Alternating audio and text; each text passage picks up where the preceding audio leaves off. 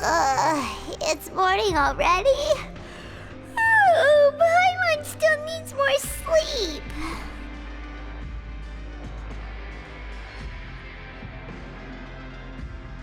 Huh? Wait, look over there! Isn't that... It's one of Linny's cards! Let Paimon see what's written on it! Maybe you haven't heard, but today is the monthly free day. Everyone has the day off today, which makes it the perfect time to do some investigating. It's been a while since we last talked. Have you been making any progress lately? Let's meet at our usual spot in the factory area before lunchtime. I have new information. Ooh, today's our lucky day. We have the day off. From the sound of it, Lenny's been making progress with his investigation. Wonder what he's discovered. We still have some time before we meet up. Let's talk with the people here for a bit more before we go.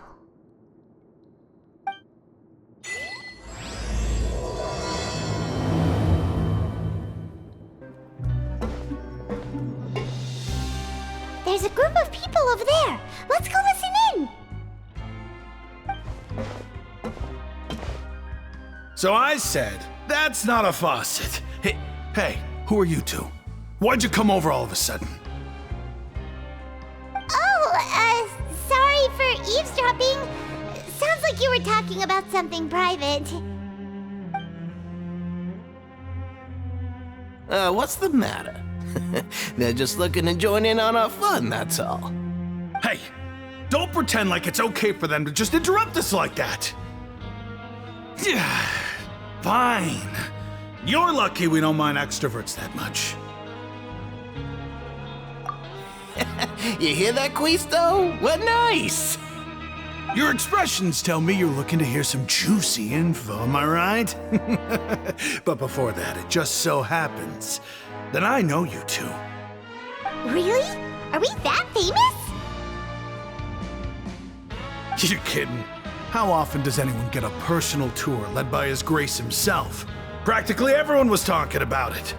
Word has it that you also caused quite the kerfuffle. A little mistake, huh?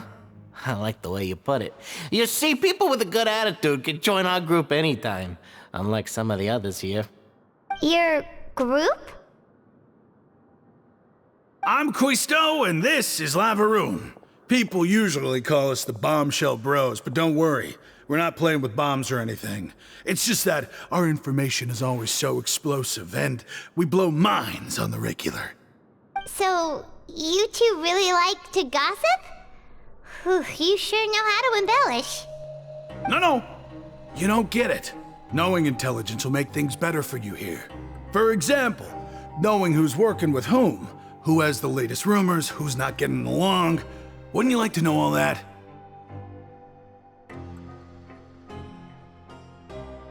Whoa, all this info's worth something, you know? You should prove you're worthy of it. I don't mind him. Quisto's always this way. Just play nice and say something to massage his ego. The welfare meals. Talk about the welfare meals. Right! That meal we had yesterday was super delicious. Paimon can still taste it whenever she closes her eyes. Is that so? To tell you the truth, I've been helping out with making those welfare meals. I've been working as a kitchen assistant for about a month and a half now. Oh, so you're the one who made those delicious steaks. Amazing! You could be a professional chef. You are correct. I am a true professional. In fact, I even went to culinary school. But enough about that. Since you like my cooking, I guess that means we share similar tastes. Listen carefully. This little bombshell will help you learn what's really going on here in the fortress.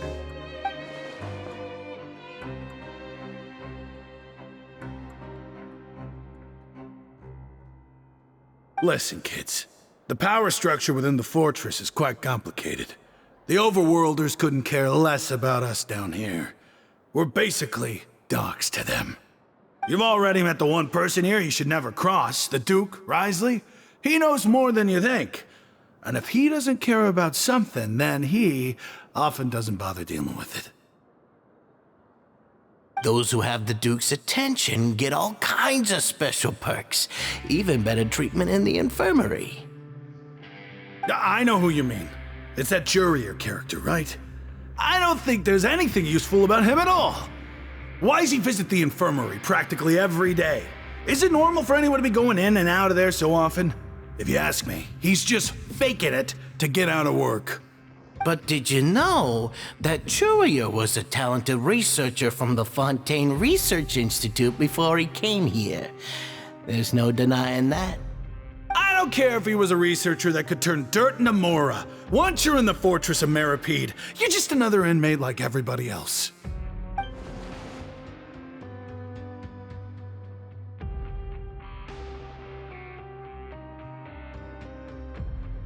Speaking of which, the last time I saw him, he was passing by in the corridor with Lorvine. I also heard they started arguing in the library and got into a fight, right? Guess that's just how terrible of a guy he is. You mean he hit a woman? Wow, I never imagined he was that bad. But that Lorvine's also quite the odd one, you know? She's always gabbing away, got into a fight with a man, and she also got sent to the infirmary. Come to think of it, I always see her going to the sick bay every couple of days, too. Wait a second. You don't think? Do you think could it be that they're secretly meeting there to go on dates? But it's really hard to imagine. After all, I do remember seeing Lorvine beat Jurier to a pulp that one time. And we might be overthinking things.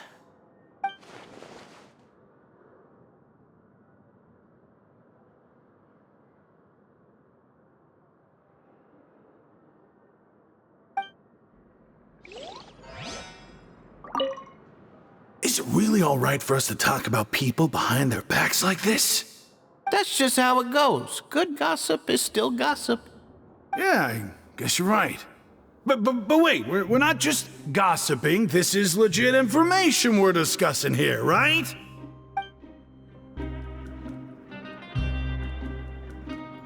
Look, there are some people talking over there. Let's listen in on the conversation.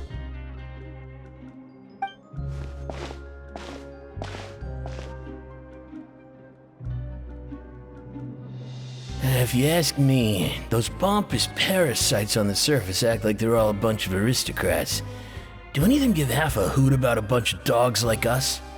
Hey, speak for yourself, mate. I'm no dog. Oh, you think you're special or something? If you're here, then you're just a convict like the rest of us. I've heard that even if you're released after serving your sentence, going back to life on the surface ain't any better. Once a criminal, always a criminal. We're marked for life. I don't buy that. Hey, how cool would it be if the whole world was destroyed by a giant flood and everyone had to start over from nothing? What kind of filthy bilgewater are you spewing? I have family up there. You best shut your sewer hole with talk like that. Listen, things ain't so great on the surface, but who says that you have to leave? I've heard that you can still stay here and work even after you've served your sentence. Not bad if you ask me. Who wants to live in the ruddy overworld anyway? And what makes you think they'd want to hire someone like you? That's one of the great mysteries of the universe, how someone as useless as you is so confident. Whoa. Sounds like they're really unhappy about the overworld. Speaking of which, Paimon never heard anyone use the words overworld or underworld when we were living up there. Is it only something the inmates down here say? That's true.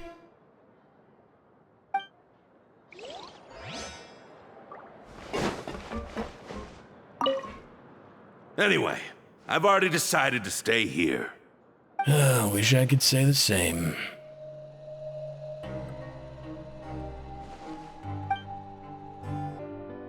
Hey, you over there? Yeah, you. Say, do you like playing card games? You know, like Genius Invocation TCG? You TCG players are like mint in the wild, literally sprouting up everywhere. Hey, come on now. What's wrong with finding fellow Invocation aficionados? Anyway, care to join me for a game? All right. No pressure. But why would you be looking for people to play Genius Invocation in a place like this?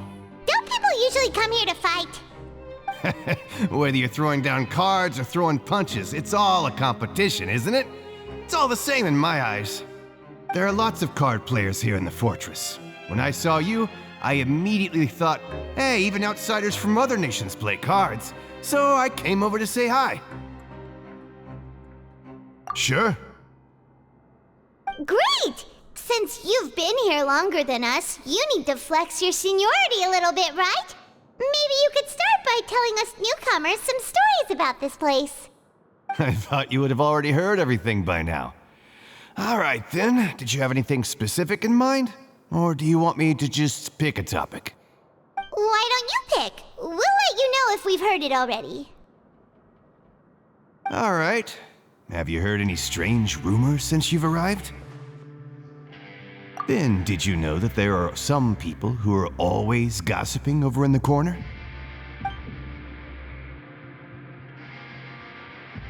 There are two guys who are always skulking around in the corners of corridors gossiping. The bigger guy is Quisto, and the skinny one is Lavaroon. People call them the Bombshell Bros. I never really found their gossip very mind-blowing. It's pretty much just the same stuff that I hear about when I'm at work every day. If you're interested, you can go talk with them. They tend to talk a lot of nonsense, but they aren't exactly bad. Good to know. Do you have anything else to tell us? Let me think. Sounds like you want to hear something a little more tantalizing. Oh, did you know that the Duke was also a convict in the fortress of Meripede before? Huh? Wait, are you serious? That's right. The Duke was an inmate just like you and me. Seems he was exiled here for committing some crime. Who knows how he ended up rising up to become the warden, though? To go from an ordinary inmate to becoming the manager of the whole place? I'm not gonna lie, I kinda respect that. A forbidden zone? Sounds like something that someone just made up. I've never heard of that. Where did you hear about it? It's just a rumor we've been hearing, but no worries if you've never heard of it. Do you have anything else you can tell us? Anything else? Not that I can think of, but I'll be sure to tell you anything interesting I hear next time. You'll have to play a game of Genius Invocation with me first, though. Okay, we've talked to just about everyone, and it's about time for us to go meet Linny. According to the card he left us, we should go meet him in the production zone. See you later. Hey, let's play a game if you ever have time.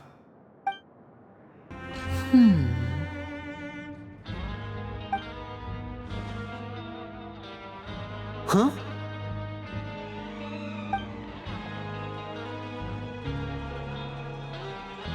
That look in your eyes. You found something?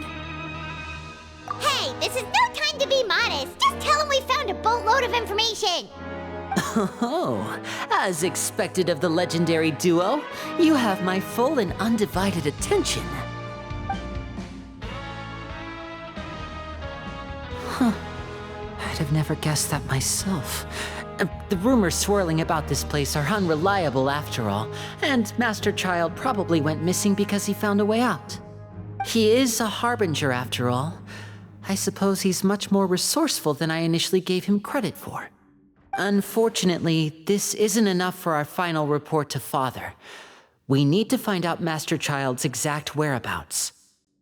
Father told me that even though Master Child said he was just coming to Fontaine for a vacation, he actually had some personal reasons. His agenda might be linked to his disappearance. His escape route is already flooded, so we'll have to task someone with professional diving skills to chase after him. Well, when you put it that way, it's obvious that only Fremine would be up to the task. Bingo! Is he around? He's working today. Coming here as a group would have attracted too much attention. I'll talk to him about it later. No need to thank me. This was always a part of our mission after all. Honestly, I'm far more impressed by you guys managing to collect all this information right under Risley's watchful eyes. Collecting information has always been our strong point. Now, let me think. To find out more information, Fremine will have to retrace Master Child's original route. And if he's to do that, he'll have to set out on the next pipe cleaning day at the earliest. That's 6 days from now. And after that, he'll probably take another 2 or 3 days to return. You can even estimate how long it'll take for him to get back? We've been working together for a long time. We know each other's capabilities like the backs of our hands. Traveler, what say you to meeting here 9 days from now? We'll be able to pick up Fremine while we're at it, too. Oh, and there's just one last thing we'd like your help with. Though we can just sit back and wait for Fremine's report on Master Child's whereabouts, we still need to make more progress on the investigation of the Forbidden Zone. Fremine's no master of disguise, Lynette's still working on getting intel from the other areas, and I'll need to spend some time helping Fremine prepare for his diving mission. So, you are the only ones we can count on. What do you want us to do? Will it be hard? Well, I won't call it easy per se, but I think you'll be able to pull it off. Listen carefully. You'll need to find an excuse to get into the infirmary and investigate the room and environs. You've mentioned several sketchy-looking people always meeting at the infirmary earlier, so it probably has something to do with the secret we're hoping to uncover. You've already met the head nurse, so she'll be less suspicious of you. Investigate the internal structure of the infirmary and any active dealings within, and pass those on to me alongside anything else you're able to discover. But also, there's no need to take risks. Don't forget, safety always comes first.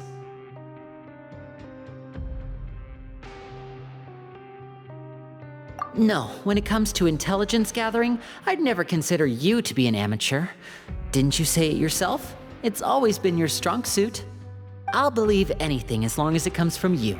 So, please prove your prowess to me once again. All right, then we'll head out as soon as we finish our prep. Let's go our separate ways for now then. Don't forget, we meet here again in 9 days. Stay safe.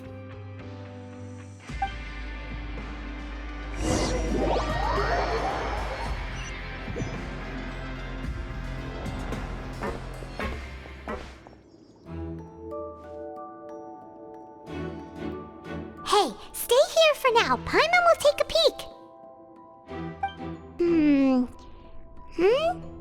There seem to be several people inside.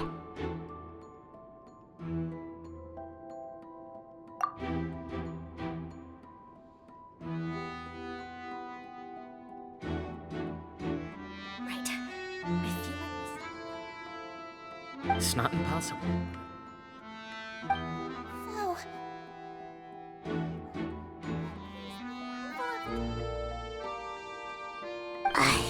It's a bit hard to understand them from here, so why don't we just try to talk to them in person? Let's go as soon as you're ready.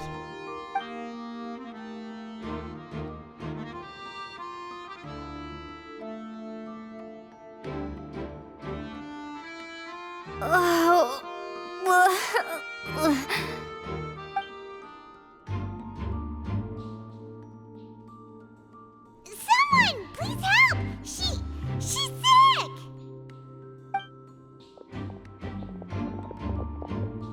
Whoa, are you okay?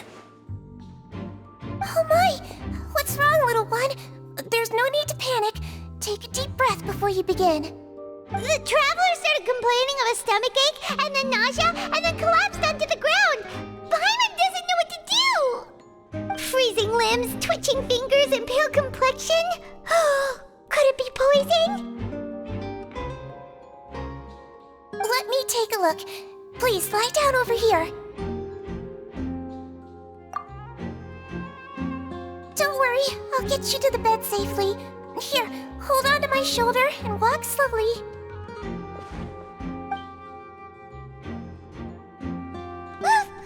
You can do it, Traveler! Don't apologize. You're sick after all. Now, please relax. I'm just going to do a preliminary checkup on you.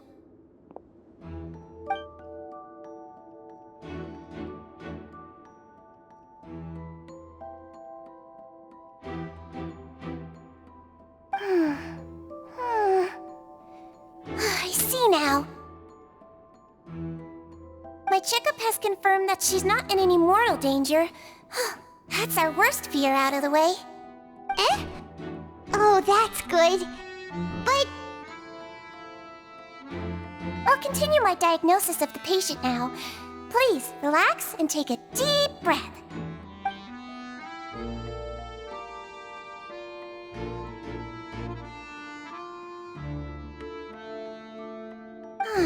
Don't sense serious damage to your organs either. Does it hurt when I press here? And here? Huh? But based on my initial checkup, there shouldn't be a problem here. Oh, how strange.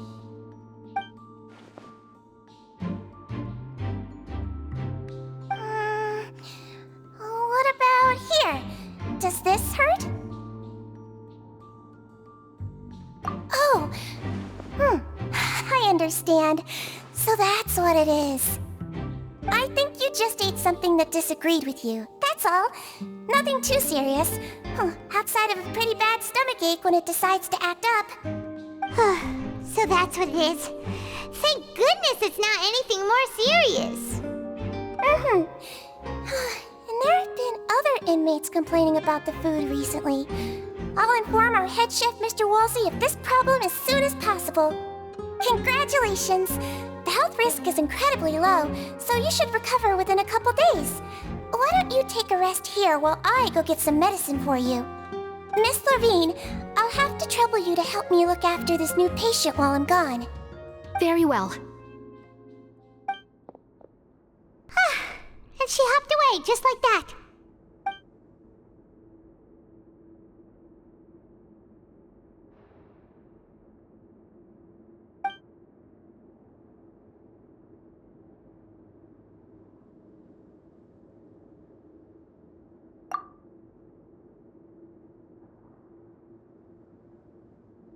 Hello. So how are you feeling now?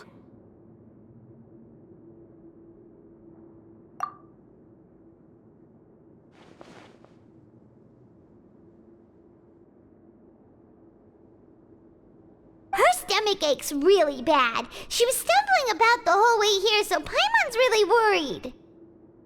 If Miss Sijuin says it's not a serious problem, then there's no need to worry. She's the best medic we've got down here. But it also looks like she's the only medic you've got down here. Well, that's true. What do you mean, that's true? That's really misrepresenting the situation. Of course I can't speak for the whole fortress, but it's not like everyone imprisoned here is useless, you know? Though they may have committed crimes and gotten locked up here as a result, they still know a thing or two about medicine, and they help Miss Sijuin take care of the sick and injured. Yeah, you're right. But did you have to lecture me about it in front of another patient? Aren't you a patient too? Where did all your energy come from? That's correct. Sorry, I got a bit ahead of myself. Are you two also sick? We've been sick a while. I come back every once in a while for checkups, and to pick up the medicines Miss Sijuin prescribes for us. That's just the nature of chronic illnesses. As for her... you could say she fancies herself as Miss Sijuin's capable helper because she learned a bit of medical knowledge ages ago. Please watch your mouth, Mr. Jurier.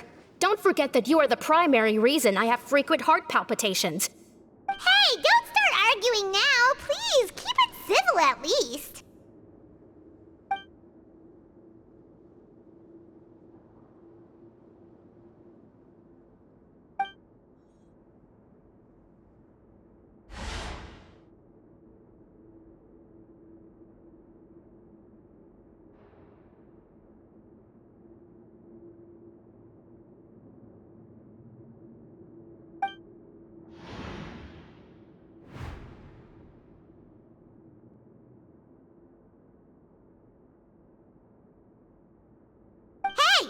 Hey, there's no need to fight! Everyone will be released someday, so there's no need to argue over silly things like this! But... Release. It's way too early for us to even think about that. And who the heck knows if we'd even be able to continue our previous lives?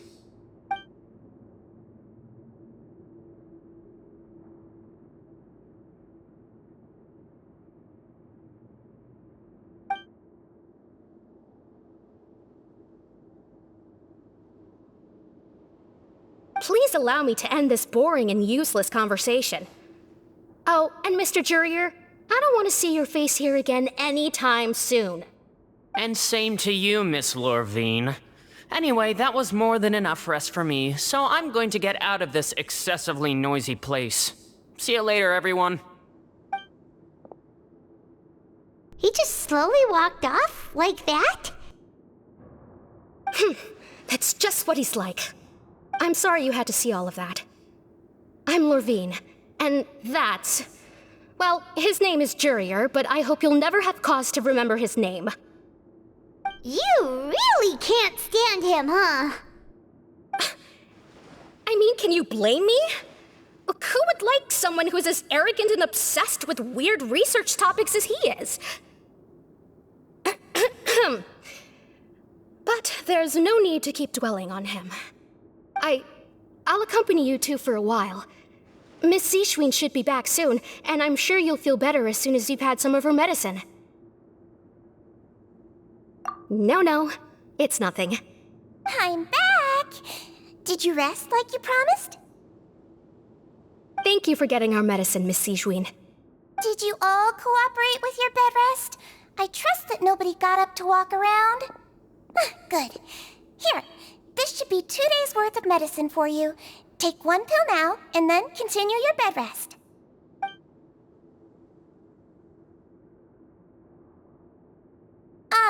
Miss Lorvine, I left in a bit of a hurry just now. Do you still remember if we discussed the color of the pill that you should be taking today?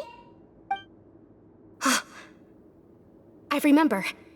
You said it should be yellow.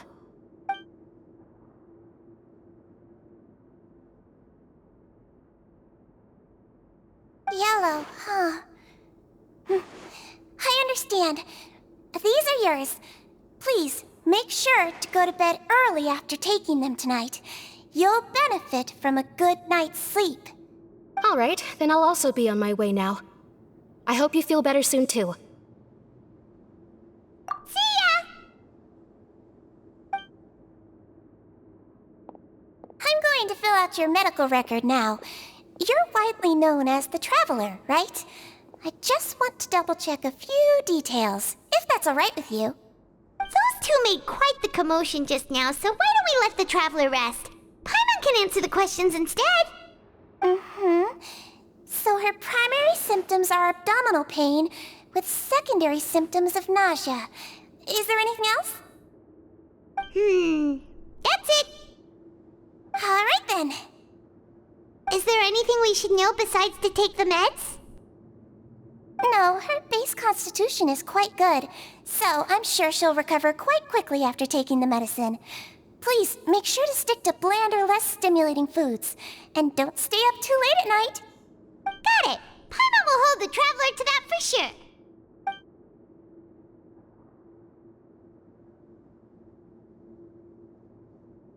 Oh, you're going to take a nap already? Okay then, you get some rest.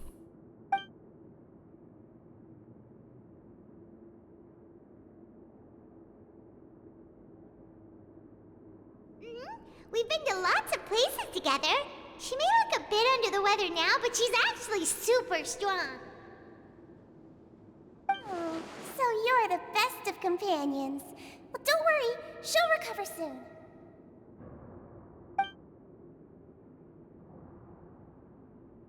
Ah, you're awake. How do you feel? You slept for a really long time, but we never left. Well, now you can go back without a worry in the world. Remember to take the meds regularly, and don't forget bland foods. Thank you, Miss Zishwin.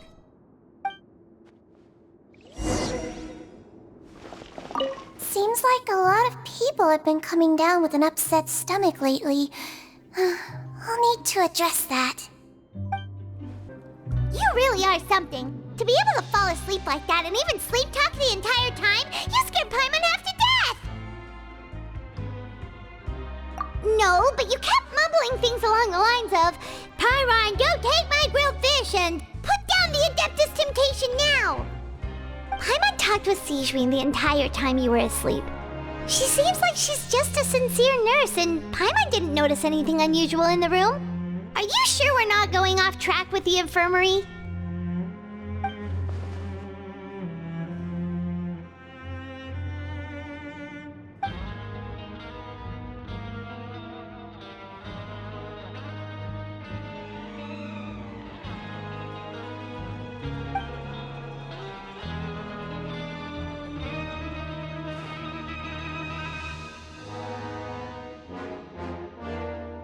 Whoa! You really are super thorough! All those tiny little suspicious things that Paimon didn't even pick up on! We've gotta get the info to Linny!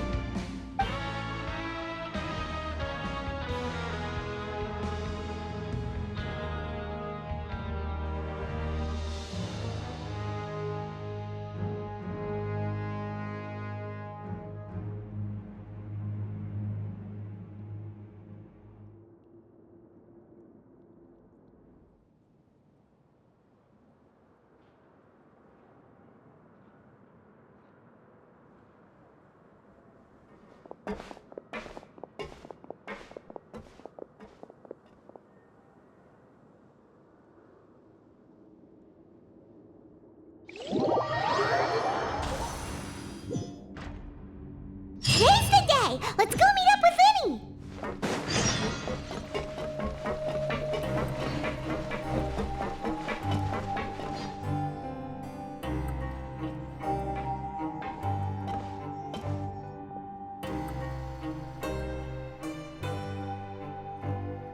Oh!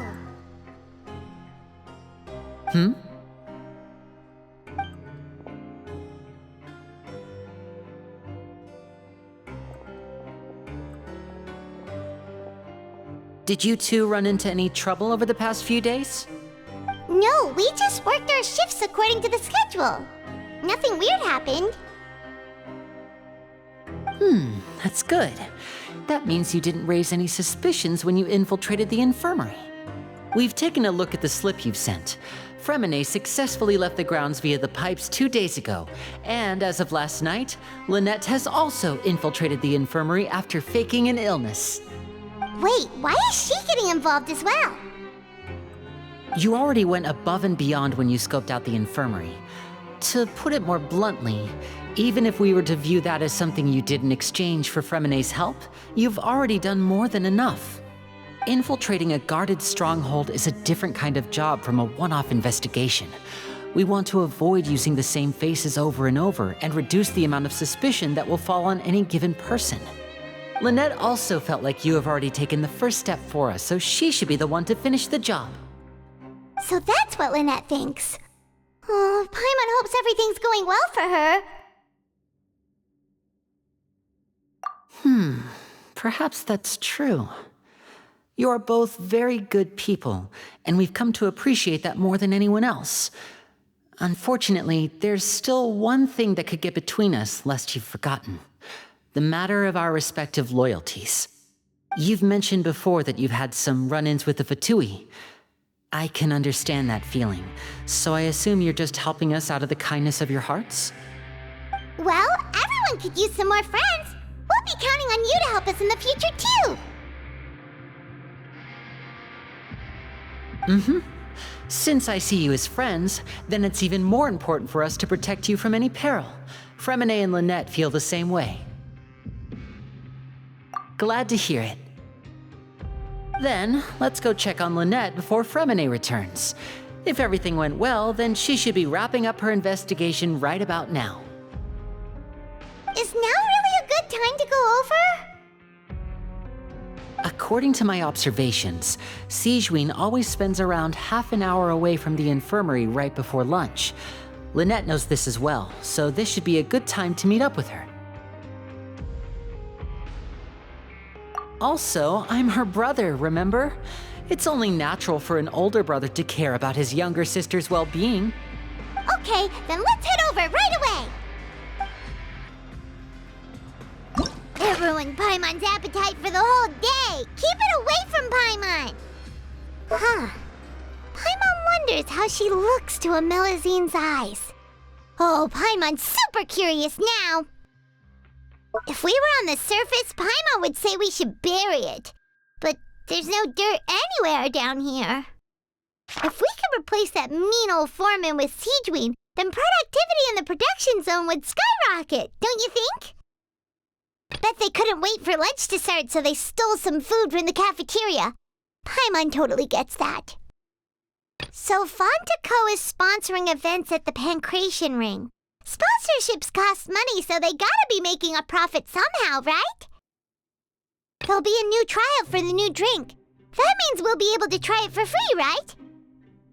Bet the Fonta promoter would get the value of credit coupons pretty quickly if you had to work every day like us. Lynette should be here right now. Huh. Strange. Lynette? As expected, Siegeween isn't here, but why isn't Lynette here?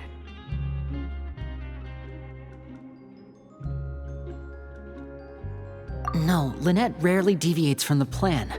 We agreed that if she were to make changes on the fly, she'd find a way to let me know. Unless... Let's see if there are any clues around here. We can look while we wait for her. Who knows? Maybe she'll be back soon. Okay.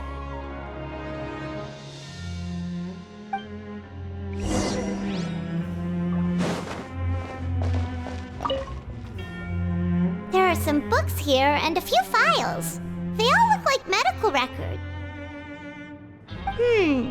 Advanced nursing, how to raise the spirit of your patients, a quick guide to the psychology of emotions, and the meaning of laughter. These sure are some interesting books. Who knew Siegeween would be interested in these kinds of things? She even has books on understanding people's motivations and feelings. Is it because she's a Melazine? Or does she have a need to understand her patient's emotional state?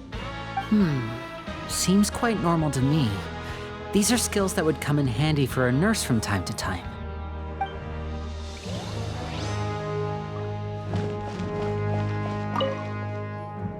None of the beds have any signs of having been slept in, except that one over there.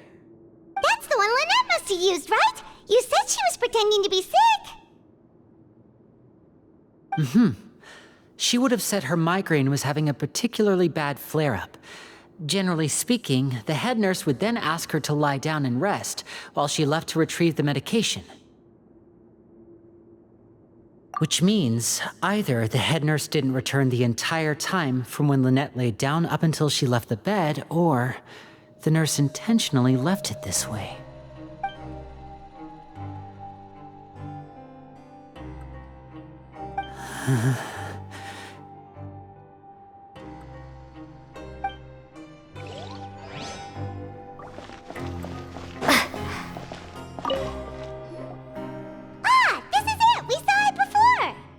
Wait, this thing? It doesn't look like it's been disguised that well.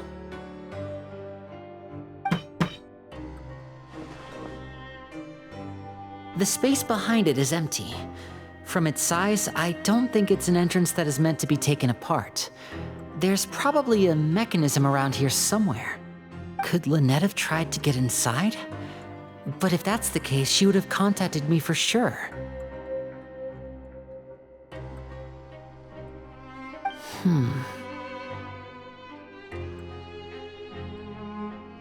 Let's look around here for some more clues. Don't panic, just take another look.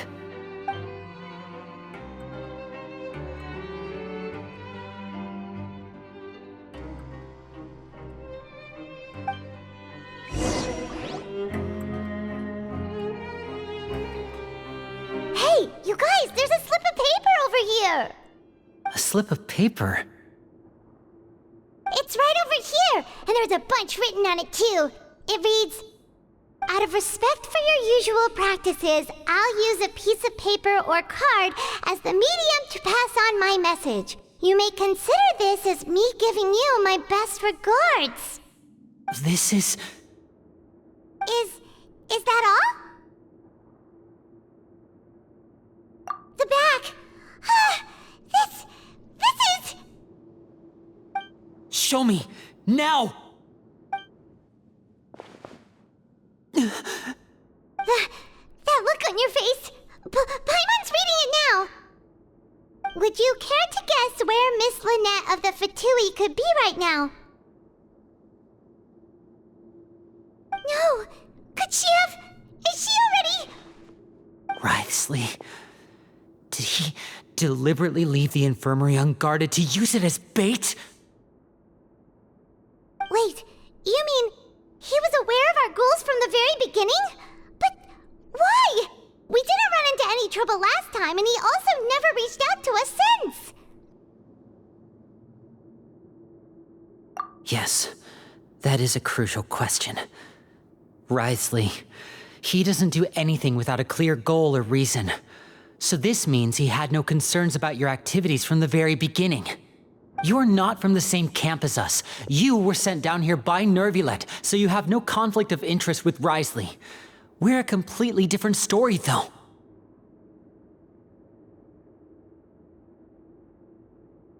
I'd like to know that, too. Why did he only go after her? Don't panic, just think everything over. I have to stay calm. This is not like what happened last time. The situation's different now.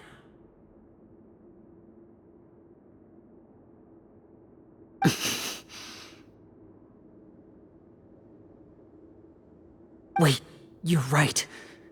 Wait, but that means... The fact that Fremine was able to leave the grounds, could Wriothesley have let him go as well? But what does he gain by letting Fremine leave like that?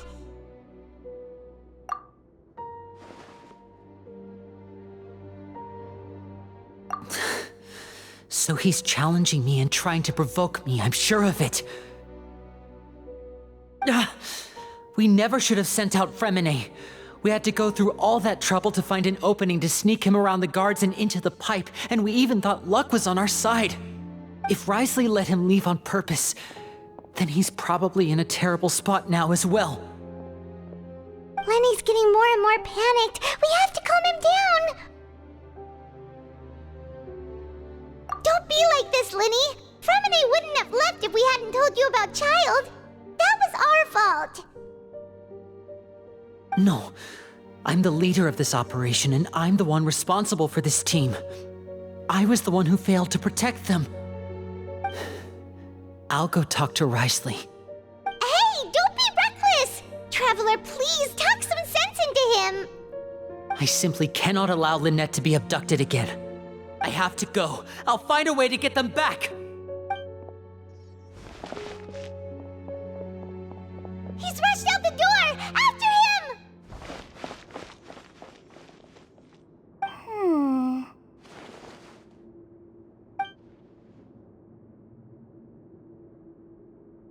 Right.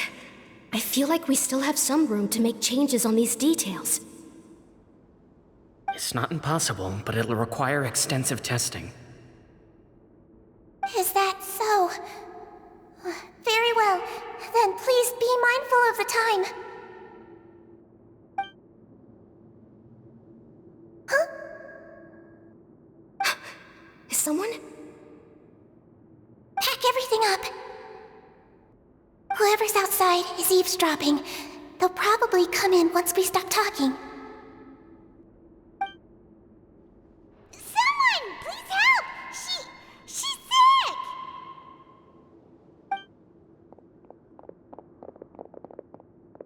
Whoa, are you okay?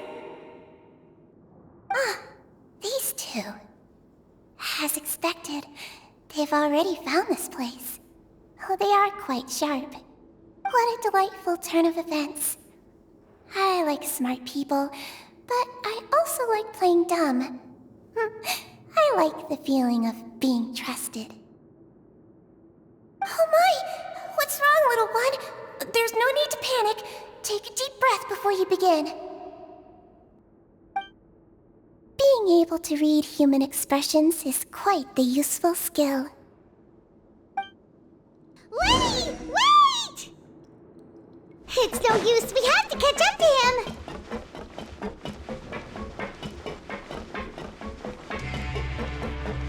He's already out of sight. How is he so fast? Let's go head him off at Risley's office.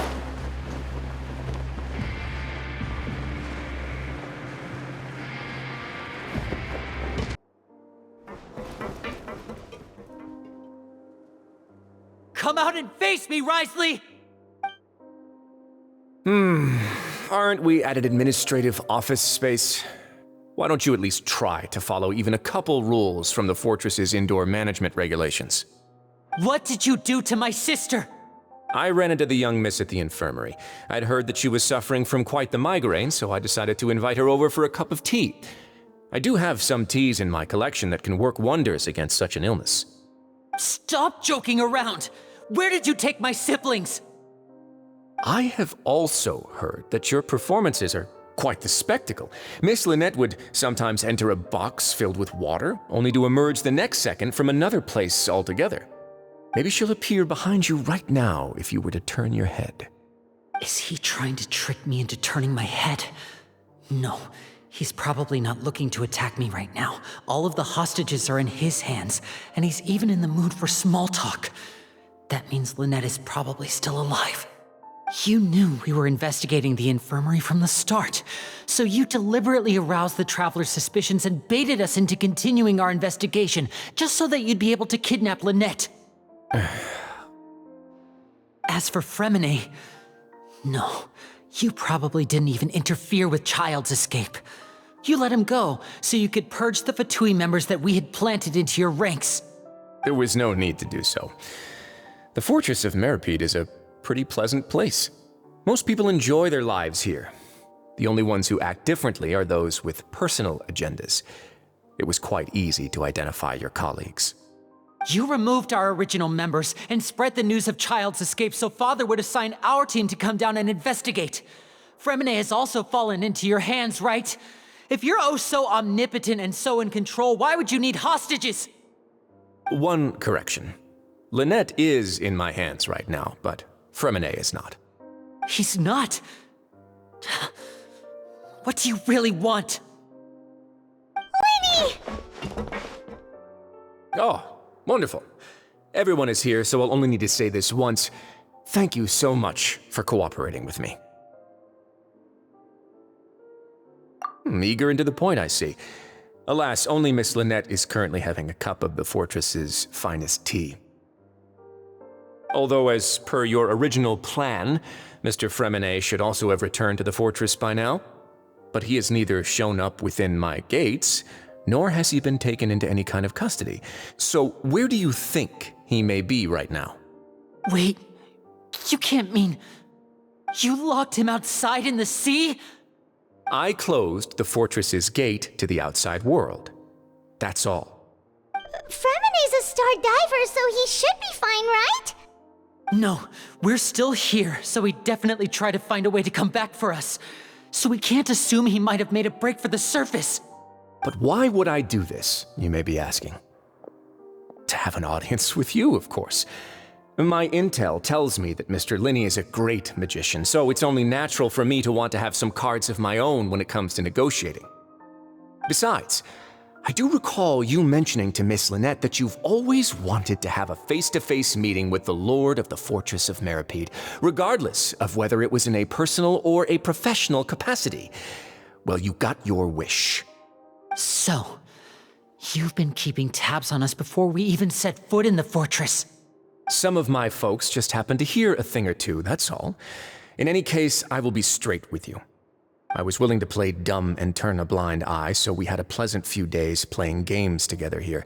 But once you started focusing on the Forbidden Zone, all of that changed. Mr. Linney, the cards are stacked against you right now.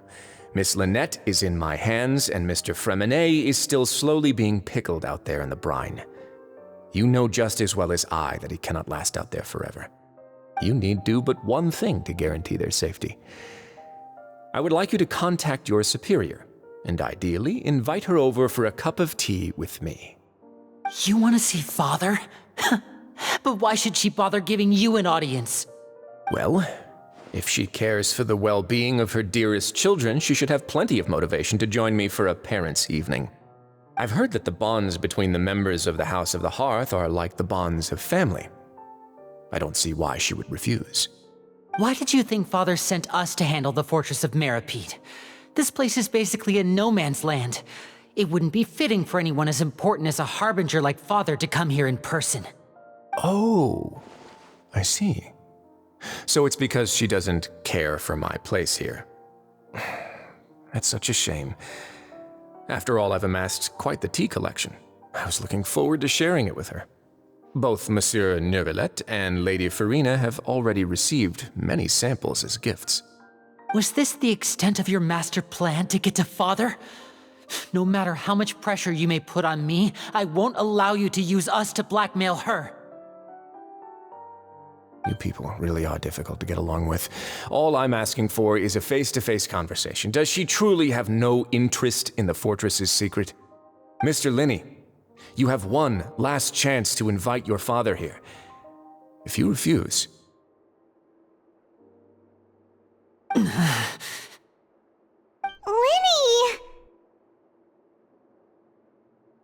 Instead of asking why I'm doing this, why don't you try to see things from my perspective for a second? From the very beginning, the Fatui has been actively infiltrating my fortress. I gave you a warning by cutting off the first few operatives I found, but that only caused you to double down. Had you given up on the fortress then and there, I'd have no reason to want to talk. Mr. Fremenet left the fortress on his own, and Miss Lynette tried to pry out my secrets right in front of me. No matter how you look at it, the responsibility for this falls on you. I shouldn't ask Father to do anything because of us. 6, 5... Wait, 2, 1. Time's up. It really is a shame, Mr. Linney. Risley! Negotiations have broken down. Please leave, ladies and gentlemen. It's time for my afternoon tea. Yeah,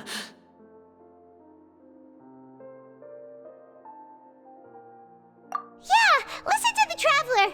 If you can't talk to Linny, can you at least talk to us? You do realize that I'm only letting you go because of Neuvillette, yes? You're here helping him out, and I've already done my best to stay out of your way. But that doesn't mean you can just do whatever you want. The fortress may be small and remote, but it still has its own set of laws.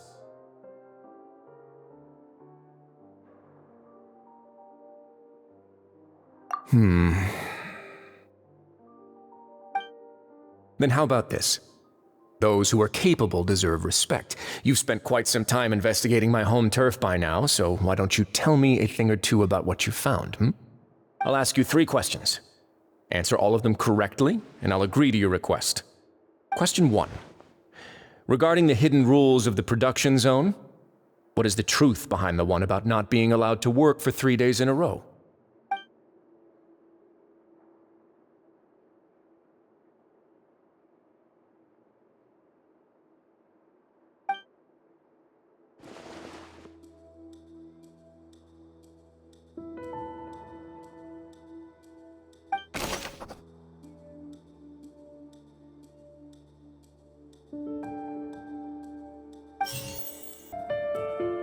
We often see Miss Sijuin observing the prisoners at work near the production zone. It seems like she can perceive the general state of a person's health just by looking at them.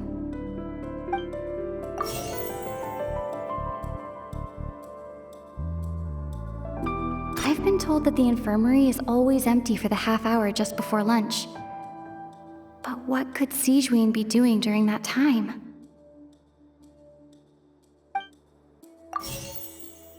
The research note said that the Melusine race perceives the world very differently from humans. Because of that, the Melusines have also developed a sense of aesthetics that appear rather strange and alien to humans.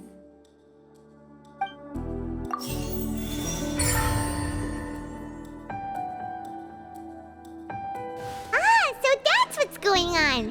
Paimon understands it now. Who would have guessed? The hidden rule of the production zone. People are not supposed to work 3 days in a row, and if they do, they'll get strange meat in their welfare meal. At first, we thought this strange meat must have something to do with the people who disappeared, but in reality, they were all prepared by Sijween, the head nurse. She often visits the production zone to observe the workers' health and makes a note of anyone who has worn themselves out after 3 full days of work. Out of her sense of duty as the head nurse, as well as her genuine concern for the workers' health, Sijween visits the cafeteria right before lunch and cooks an extra dish for those who can use the stamina boost.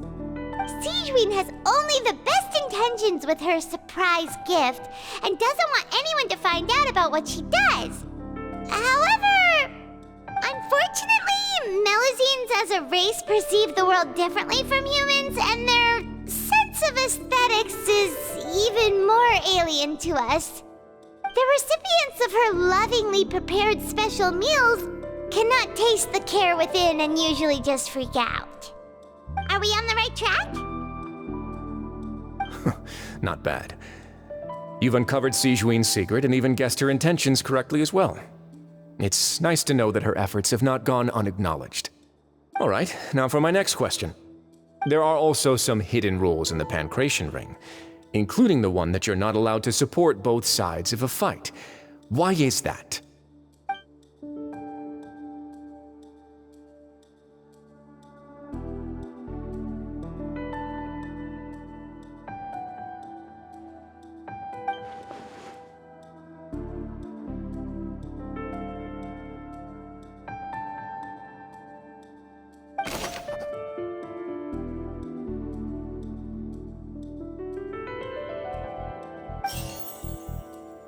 According to Collins, the Pancration tournament only took place because the Fanta company sponsored it.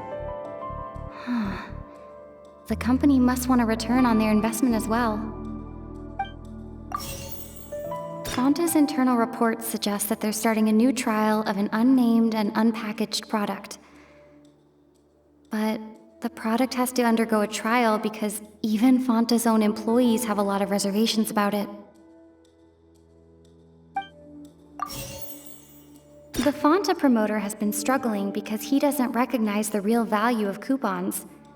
Meanwhile, the Duke believes that only idiots who don't understand the value of coupons would spend them on Fanta.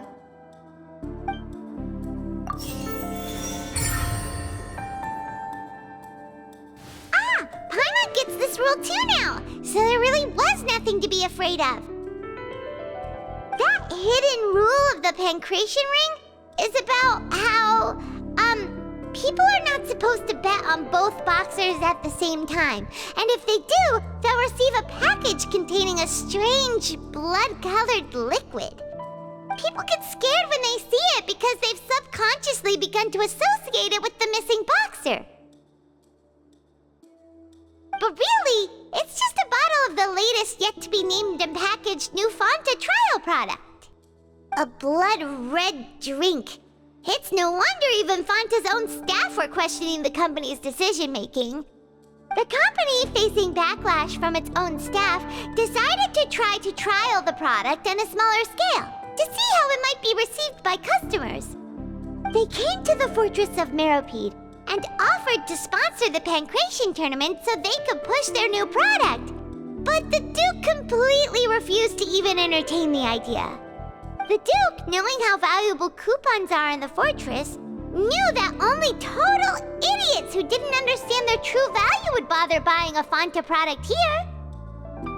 And so, only those who proved their stupidity by being dumb enough to bet on two opposing sides of the same match were selected to receive the drinks. I acknowledge the effort you've put into bringing the truth of this mystery to light.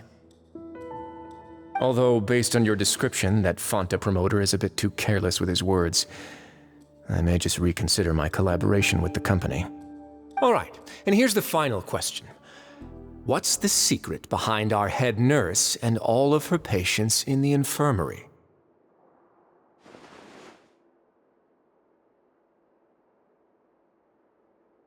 Stop your cruel and pointless games, Risley! You know that we haven't finished our investigation, so there's no way we can answer the last question! The thought of sparing Lynette and Fremine never even crossed your mind! You'll pay for this! Ah! Lenny, are you alright? Oh, close one. I owe you, Sigewinne. That was a fantastic shot. It was nothing, Your Grace. Sigewinne? Though this gun may look like a toy, it's actually fully functional, as I just demonstrated. Sigewinne... You...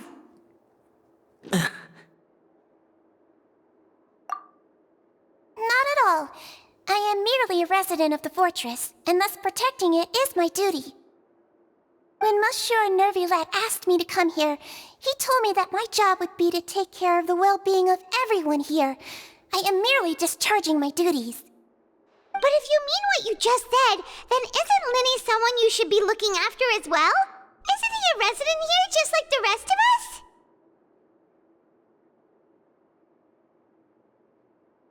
But I really am just doing what Monsieur Nervilette told me to do. Everything I did, I've done to protect them. Had I not, they would be in far more dire straits right now. His Grace knows it too, right? Your Grace? Mind proving my innocence to them? My dear Sigewinne, whatever shall I do with you? Would it have killed you to just wait another minute or two? Well, it's nearly time after all. The way you do things can be truly frustrating sometimes, Your Grace. I figured I should try to talk some sense into you. What are you talking about? What time? Take me if you want. Let them go. How touching. Can you just give me one more minute? Don't be like that, Your Grace. All right, everyone, calm down. 2 more visitors will be arriving any time now. I'll go get a cup of tea. Miss Sigewinne, I leave Miss Lynette in your care. You... What are you doing? I believe I hear footsteps.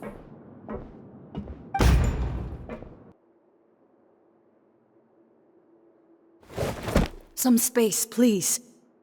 Ah, Miss Clarande. My door. Fremine... Fremine... What's going on? What is Clarande doing here? Work. I'm sorry about shooting you, Mr. Linney. The tranquilizing effect will begin to wear off soon. Please take it easy in the meantime, though. What happened to Fremine? Wasn't he diving just outside of the fortress? Why is he looking like this?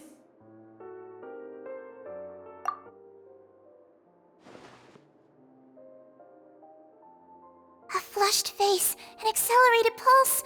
He must have consumed primordial seawater. What did you say?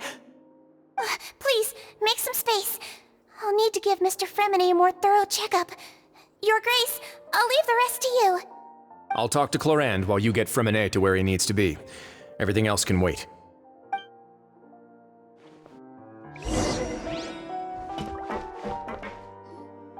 What's that look on your face? I thought I made good time on the way back.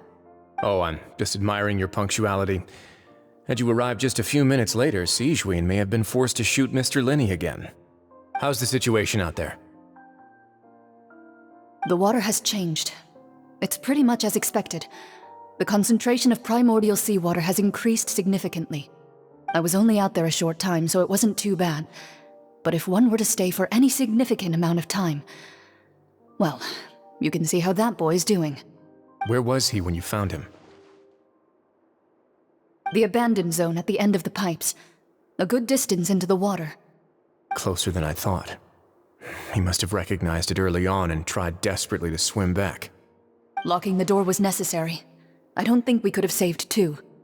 Well, I did try to convince him that I had my reasons. Never seems to work, though. It would probably work on Neuvillette. He has a knack for picking out who had good intentions, even when the outcomes were all terrible. It's a bad sign if you're having to plead your case to Neuvillette. Want some tea? Not particularly. If you want to drink some that badly, just say so. Fine, I'd like to get some tea. Want me to get you a cup too, since I've already made it? Might as well then, I suppose. Actually, do you have a towel? I would like to dry my hair.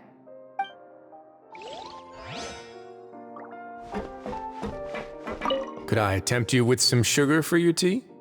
No need.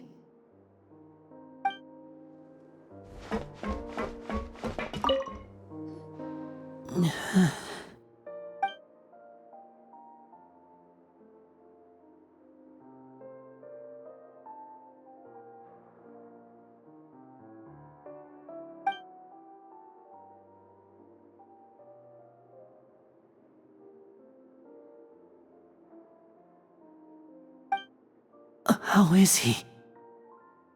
These symptoms are probably caused by an acute ingestion of a large amount of primordial seawater. Still, his condition is not critical. Of course, it would be best if he stayed for further observation. Let's leave him here for now, and move him to the infirmary once he's recovered a bit more. Sorry. I am aware that the infirmary may not be your favorite place in the world at the moment. We do only have a single clinic in the fortress, however. Why would he ingest a large amount of primordial seawater after leaving the fortress? How could that possibly happen? Please, look after Mr. Fremine for the moment. I'll go fetch some medicine and a respirator. Oh, I'll bring Miss Lynette back with me. Where is she? How is she right now? Oh, she just took a nap in an empty room after I tranquilized her.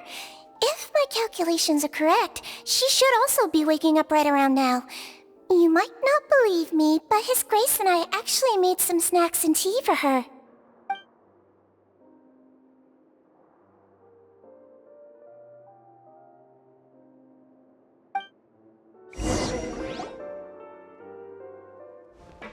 Linny, are you okay? I'll be fine. They're all here now. Don't worry about me. Are you sure? You don't look all right. My hands and feet are still a bit weak, but that's probably just the residual effects of the tranquilizer shot. I'm back, everyone. Lenny! Oh, Traveler, Paimon, you're here too. Fremine? Is he... He'll be fine. But for now, please help me lift him up.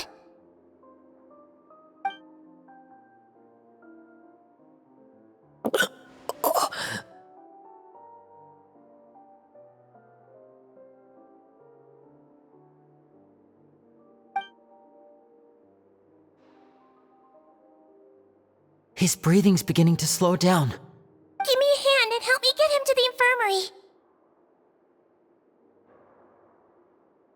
Yeah, I'll take him from this side. Lynette, together? On it. Traveler, you seem pretty worried about him. Want to come with us? The Duke and Clarande are gone.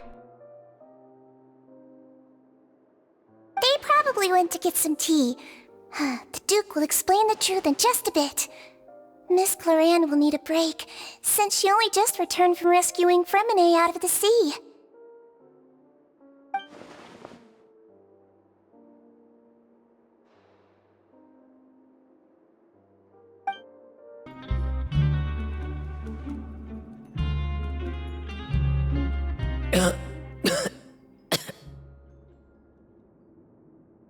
He's awake! Fremine, how do you feel? Linny. Lynette. We're all here. Where am I? The infirmary, at the Fortress of Meripede, Mr. Fremine, and you are no longer in any danger. How do you feel? Don't push yourself if you're not feeling up to it. Traveler. Paimon. It's been so long. The sea. There's something wrong with the seawater. Shh, it's okay. We can talk about it after you've recovered. No, listen to me. This is really serious. There's primordial seawater mixed into the regular seawater. I don't know why it's there, but no one should touch it.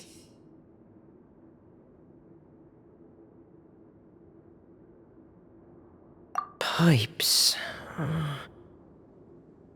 Right, the pipes. It's all coming back to me now.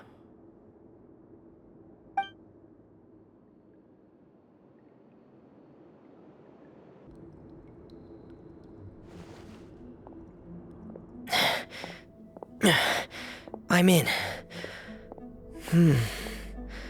Seems like this pipe hasn't been used in a long time. It looks abandoned.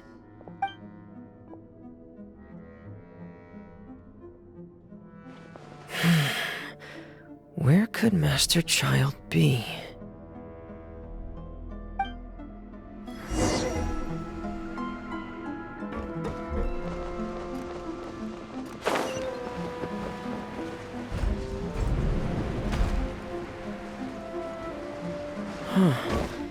This mechanism looks like it's been tampered with. Could he have done it?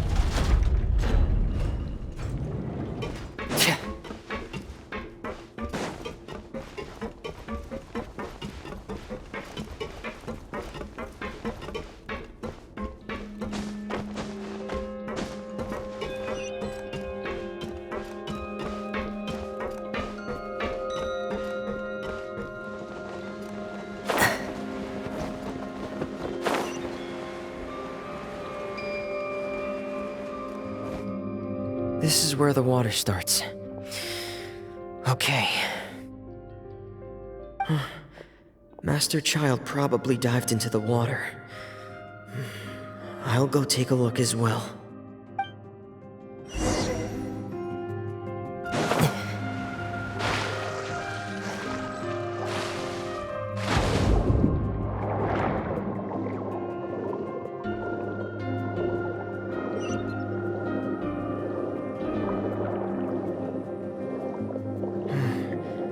The vegetation here is a bit more sparse. These traces aren't natural. A person must have left them, and recently. I should be going in the right direction. There are traces here too. I need to keep going. Huh? The traces are gone. But I don't see where he could have gone from here. Wait. What the?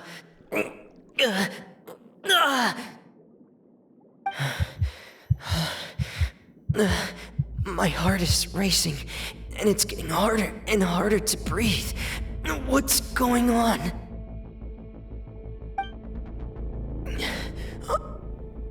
No good. I have to get back. They still don't know anything about what's going on. If I turn turn back right now. I should still be able to make it.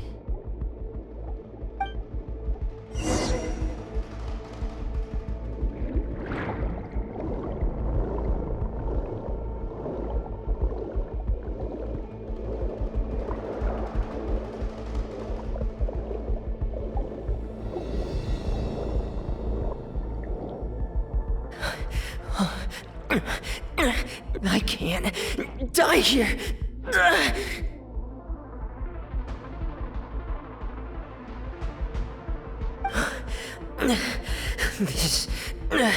This is bad. I'm feeling worse and worse, and I'm still underwater.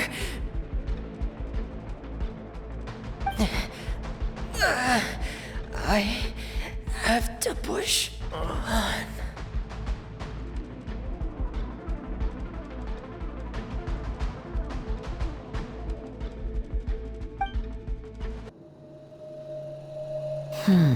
So, in other words, the trail you were following vanished, and you had no idea where Master Child could have gone, but there was also no obvious place for him to have disappeared to.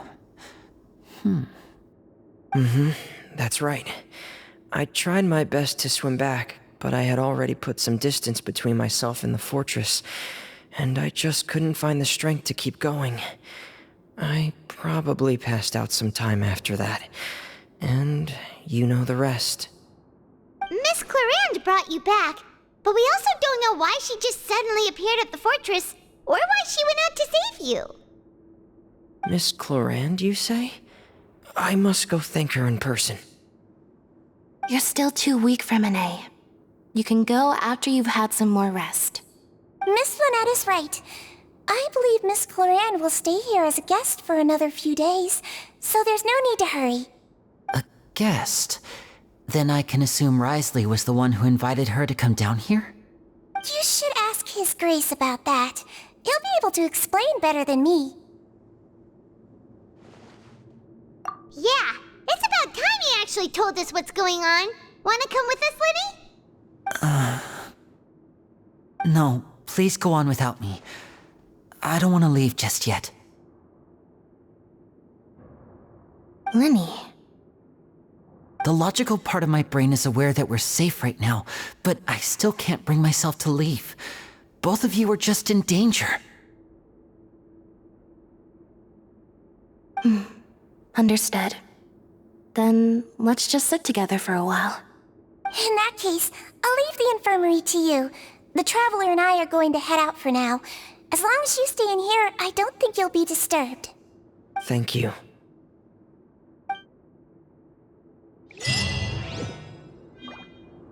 I'm so sorry, Lenny. I'm also really sorry, Lenny. I should have been more careful. Don't say that. It was all my fault.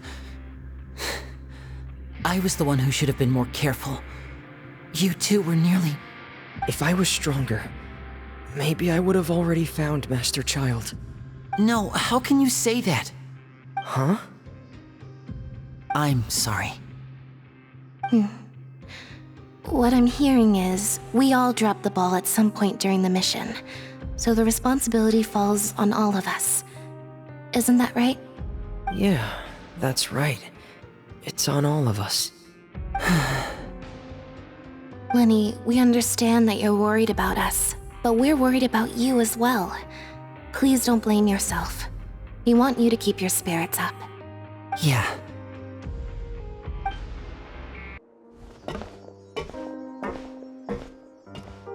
Excuse me! I take it Mr. Fremine's condition has stabilized? Of course! I wouldn't have left the infirmary otherwise. I've been expecting those two, but might I inquire as to the purpose of your visit, Miss Siegewien? I wanted to check up on Miss Clarande. How are you feeling? Mostly fine, I think. If you don't mind, I'd like to perform another quick physical exam. It'll just take a few minutes. All right. Thank you for looking out for me. I'll take my leave for now, then.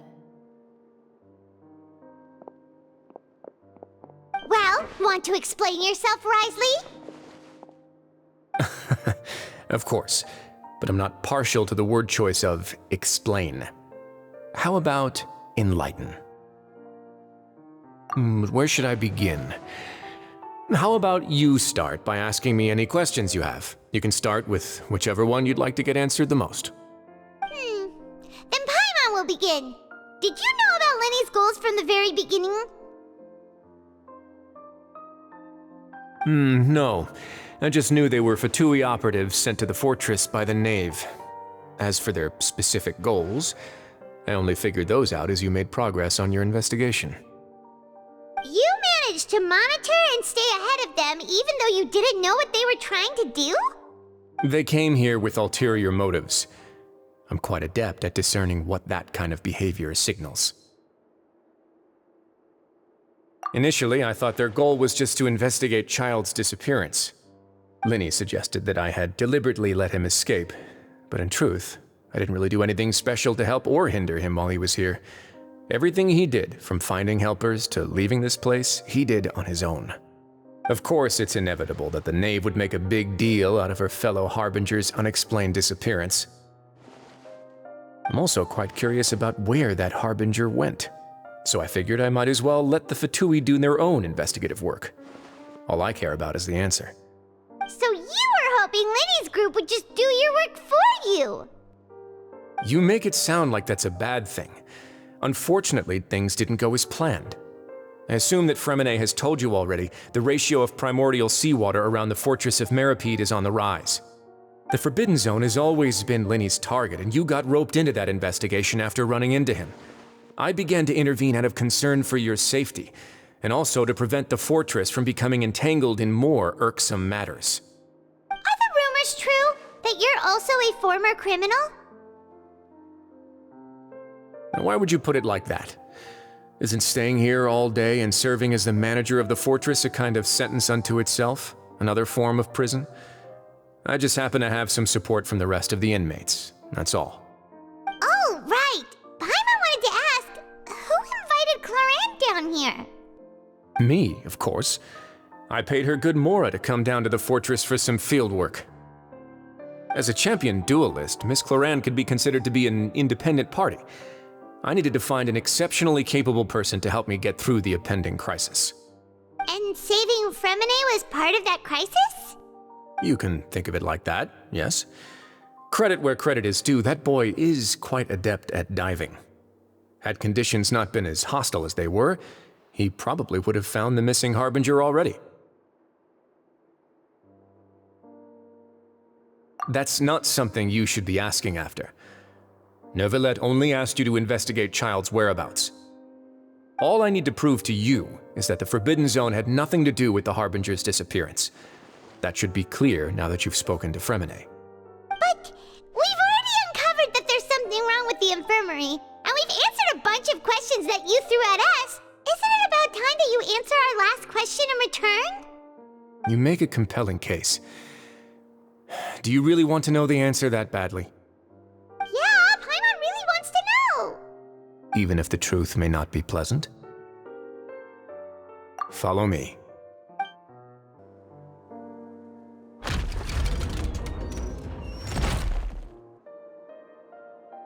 There's a hidden door here? And a whole basement behind it? Huh. You're pretty good at hiding stuff, Risley. It seems you've forgotten just what kind of place the Fortress of Meripede is.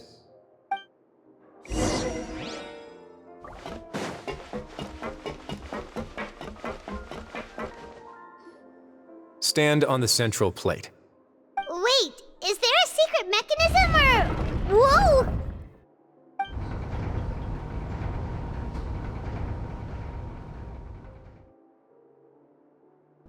So, this is the Forbidden Zone? Honestly, for a place so well hidden, Paimon sure doesn't see anything special. What a huge door! There are 3 such isolation gates in total. Generally speaking, I'm the only one who's allowed to go inside. Hence the name Forbidden Zone. Am I correct to assume you're going to run on back and tell your little Fatui friends everything? Well, keeping anything from them? Well, I'd advise you wait until you've seen the whole truth of this place for yourself before deciding whether or not to tell them.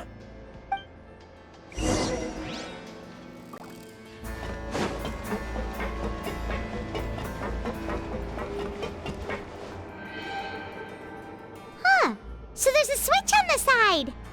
Stand back.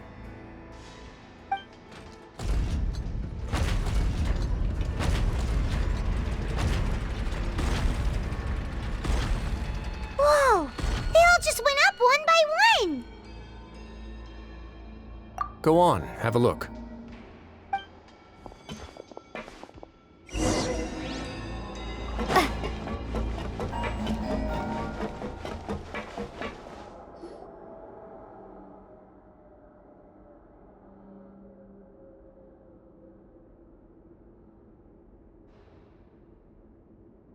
I've been interested in what lies beyond that gate ever since I assumed leadership of the Fortress of Meripede. Of course, it would be unwise to recklessly open it, but it'd also be risky and negligent to simply ignore any potential danger that could be behind it. The readings on that dashboard have not budged since the day when I first laid eyes on this place. But over the past year, the needle has crept upwards from its original position, likely because some parameter it's been tracking has changed, if only infinitesimally. Normally, I would have ignored it, but I happened to have some free time when I noticed it, so I investigated. Any guesses what the reading could be tracking? Very reasonable guesses. I've considered both of those as well. Unfortunately, our dashboard is tracking something less ordinary. The temperature should vary with weather and climate changes, so for something that rarely shifts, the water pressure is more likely. We ran a few tests to increase the pressure from the outside, but the readings didn't change at all. Later on, a few more possibilities occurred to me, such as a potential connection with the primordial sea. I began to make a few preparations based on that hypothesis. Over the past few days, the needle has moved again. With that, and the symptoms that Fremine displayed after leaving the fortress, I can now confidently conclude that the readings represent the concentration of primordial seawater in the seawater nearby. The concentration of primordial seawater? But we're already under the sea! And that is precisely the problem. We're at the bottom of the sea, and now we're surrounded by toxic seawater. Somehow, primordial seawater got mixed in, and the concentration is steadily rising. Yes, that's very likely. But forget about the two of us! Not even Novelette knows where the primordial sea could be, much less where we could find and plug a leak. Oh. Oh! Seems like you've figured it out. I believe the primordial sea lies directly beneath this sluice gate. For some reason, the primordial seawater levels have risen significantly, and it's now very close to us. The indicators are now red. Although the gate still stands, some primordial seawater has already leaked out and mixed into the sea around us. If this continues, soon it will no longer be able to hold back the primordial sea at all.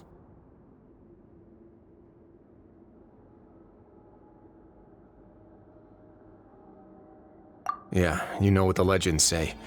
If this place falls, then everyone in Fontaine will be turned into puddles in the span of a night. But that's just too weird! Why would the Fortress of Meripede be built right above a sluice gate for the primordial sea? Who built this place anyway?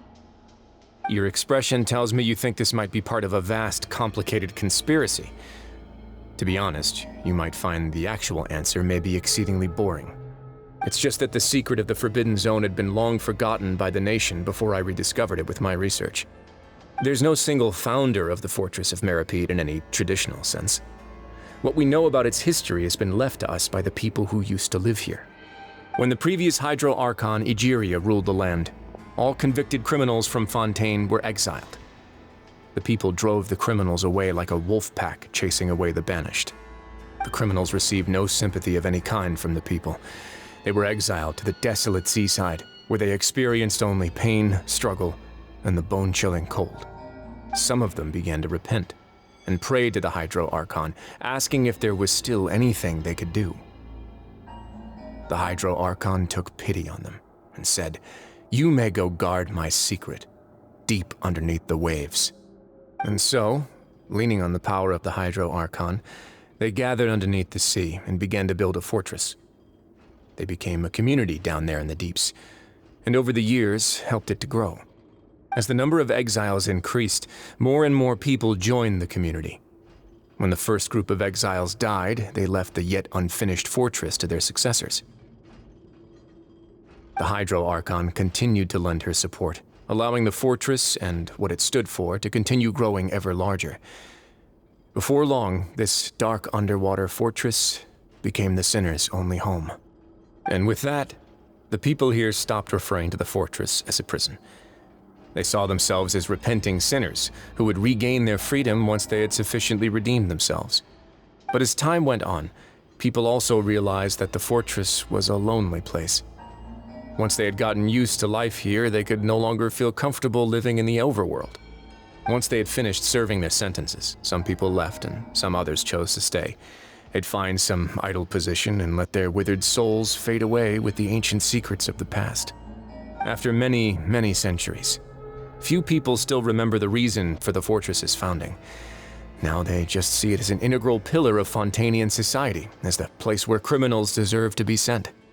Now and again, researchers manage to break one law or another and live out their days in the fortress. I learned all this from an elderly historian. Everyone else just thought he'd made it all up. But now you know every part of that history is true. Indeed. It's just as the prophecy says. If this gate fails, then everyone will be dissolved into the sea. To be frank, not really. But sadly, that hasn't stopped this prophecy from proving all too accurate. Prophecies are troublesome things. Just hearing one will create the first wave of panic. Seeing signs of it will bring about the second, and actually witnessing it in real time, the third. Let's go somewhere else. I want to show you something. This is it. Your Grace, perfect timing. The results from our last round of experiments have... Wait, Jurier, he's not alone! Huh? Lorvine and Jurier? No need to panic, you two. I've already told them about our plan. What? After you warned us not to tell a single soul about any of this? I'm skeptical as well. Are you sure they are trustworthy? The results speak for themselves, don't they? These two may already know more than you could ever imagine. All right then, if Your Grace insists. They seem harmless enough, so I'll trust them for now. Well, how about some reintroductions? This is Jurier, one of the highest-ranked researchers from the Fontaine Research Institute. He used to work under Edwin. I trust that you've heard of Edwin? He's the one who blew the whole institute sky high. Everyone knew he was a bit crooked in the head, but you're not a local, so I guess it's possible for you not to have heard of him. Edwin's main areas of research were archaeum and gravimeters. As his assistant, Jurier is quite familiar with them as well. I hired him to be my technical consultant. You want to blow up the fortress of Meripede? Ah, what a lovely idea. I'm already imagining it in my head. Gotta admit, I'm tempted as well. Guys, focus! Focus! That taskmaster over there is Miss Lorvine, and is also one of my technical consultants. While Jurier used to be Edwin's assistant, she used to be Jurier's assistant. Ooh, are they together? See, everyone keeps asking this question. Are you too sure you're not a couple and just using your work as a convenient cover? Your Grace, I am not in a relationship with this man. If I dated her, I'd officially be madder than Edwin. Jeez, forget I said anything then. Follow me. Whoa, there's another door that goes right up. Your constant amazement makes it seem like the fortress can do anything. But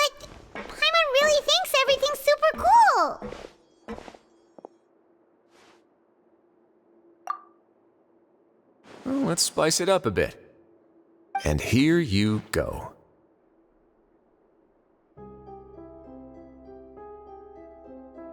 What a huge ship! This is also a production zone that Paimon's never seen before. What's going on? How much do you know about Fontanian history? Not much at all. Well, then maybe you haven't heard the story of ancient Lemuria. To give you a quick rundown, Fontaine used to be ruled by the Lemurian dynasty. According to legend, the Lemurian king Remus came to this land after being inspired by divine revelation and found the seer Sibila, who had taken on the form of a golden bee. Taking the golden bee with him and riding on a huge ship, the Fortuna, he created his nation above the surging waves. He called his nation Lemuria and used the Fortuna to incessantly search for new tribes and islands, calling on them to join his empire. There's a ship in this story too? Where there's water, there'll be ships. People believe that hope can always be found at the end of a voyage. Do you believe that too? To a point, I think. As you've already seen, I have a whole factory's worth of labor, materials, and technology at my disposal. Certainly can't hurt to give it a try. So the moment I began to speculate that the primordial sea might lie underneath the gate, I also began this project. Were you inspired by the legendary Fortuna? Maybe. Fontanians need something to hold on to cope with the impending disaster.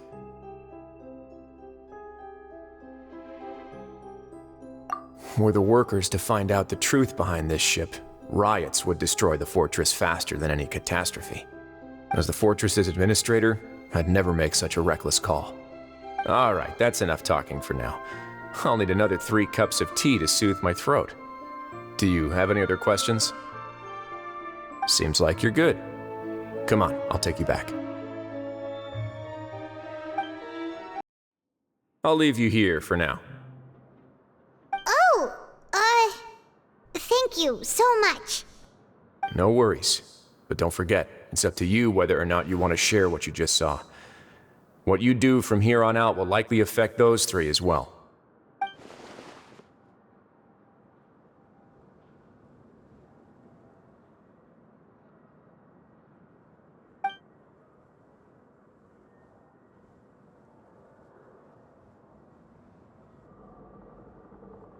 Yeah, we'll put a lot of thought into it for sure.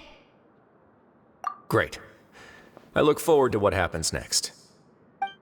We're back! Welcome back. Do you want a cup of tea? How can you be so much like Risley, always drinking tea? Huh. Actually, now that you mention it, I just remembered something now. While I was sedated, I could still barely hear 2 people talking next to me. They were discussing everything, from the leaves to the water and even the teacups themselves. Must have been Risley and Sijween. Yeah, I heard 1 male voice and 1 female, so it should have been the 2 of them. They really were just talking about brewing tea. I really can't make sense of this place. So, Traveler, Paimon, were you able to learn anything from Risley? Yeah, he explained everything. Very well. Then, would you mind checking your answers against my speculations?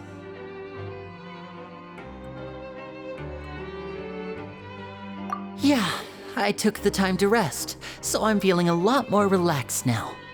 Nobody else is around, and Miss Sijween is also busy with something or other, so let's just talk here. All right, then I'll posit my theories. I asked myself 3 questions.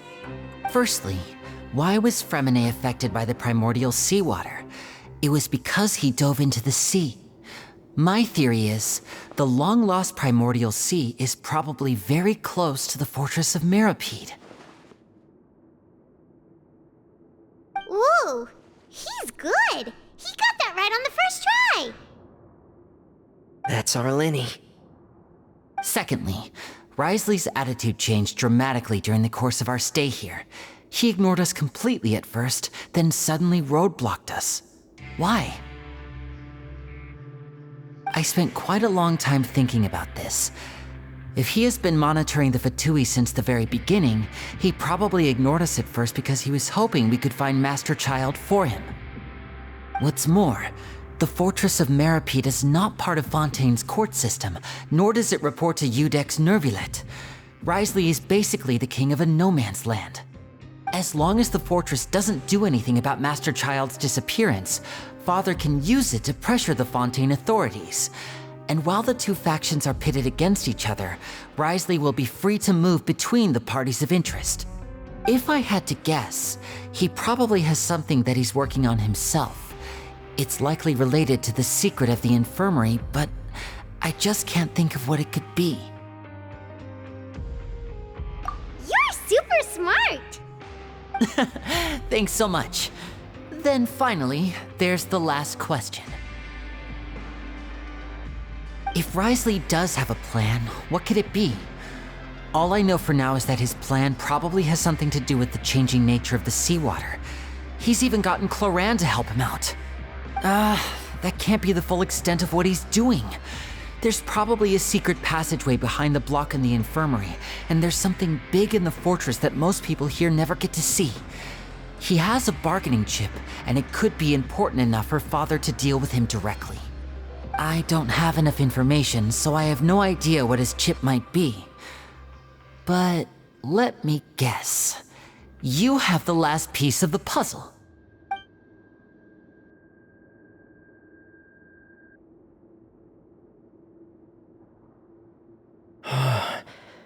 I can't believe it. The sea will engulf everyone. Just like the prophecy said. Could Wriothesley have wanted to meet Father to figure out a way to deal with this crisis? If you remember, I once mentioned that Father sees the House of the Hearth as her base of operations, and she truly wants to resolve the crisis. But how could Wriothesley have known that? Or perhaps he didn't know and just wanted to bring Father over to his side, which could be why he said he just wanted to negotiate. Yeah, that makes sense to me. I understand your concerns as well, Traveler. I'll figure out a way to pass this on to our father. No matter what, we're on your side.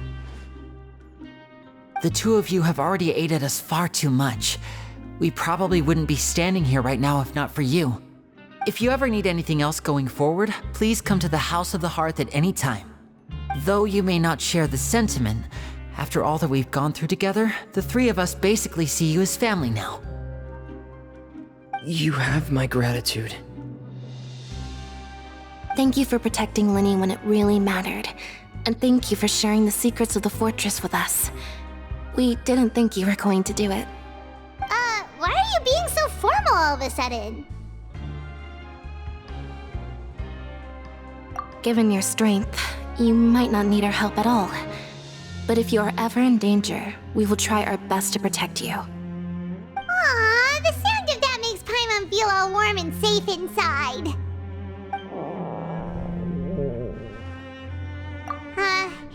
Paimon's hungry. Oh, you've done so much already. Go get some food. Alright, then we'll catch you guys another time.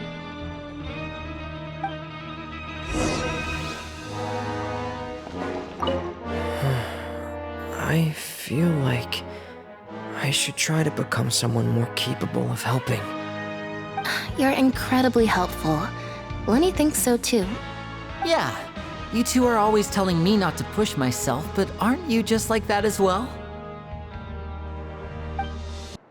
It's time for dinner. Welfare meals now being served in the coupon cafeteria. Come on, let's go pick up ours as well. Traveler and Paimon, over here. Are you here for dinner too, Miss Sijween? And I'm taking the opportunity to prepare Miss Cloran's dinner as well. Huh. You're right. She's actually sitting in the fortress cafeteria. What would you like to eat? Yep, you can. I've already talked to our chef, Mr. Wolsey. It's all on me today, so you can get whatever you'd like. Me too! Don't forget Paimon! no problem. Just leave it to me.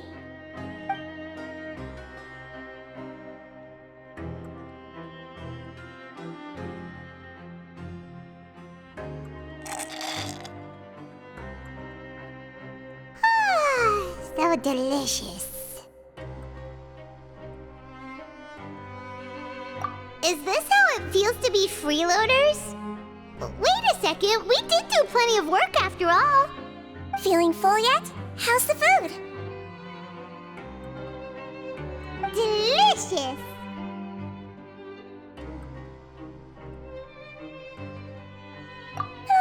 I'm so glad to see you all so happy. Oh, see, the expression on your face just now? The muscle here just moved, which suggests that you're feeling quite relaxed at the moment. Sijuin, do you do this to help your patients or to better understand human beings? A bit of both, I suppose. I'm a Melazine, which means I'm very different from human beings. I must know what you're thinking if I want to take good care of you.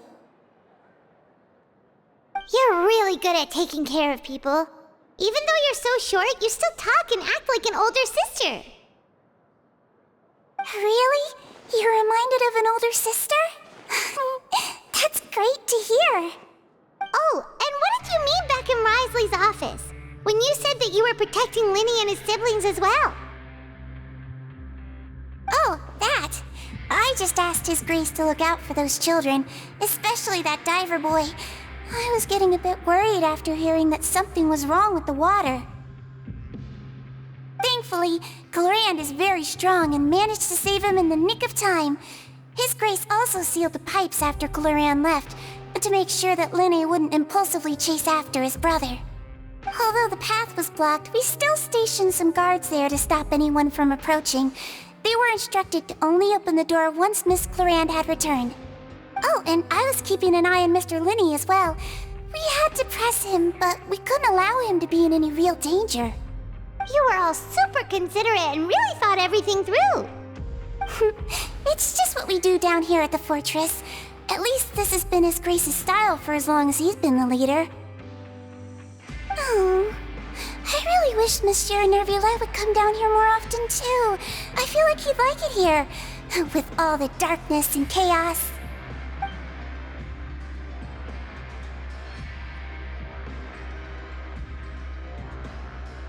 Get a good night's rest, you two. You both worked very hard.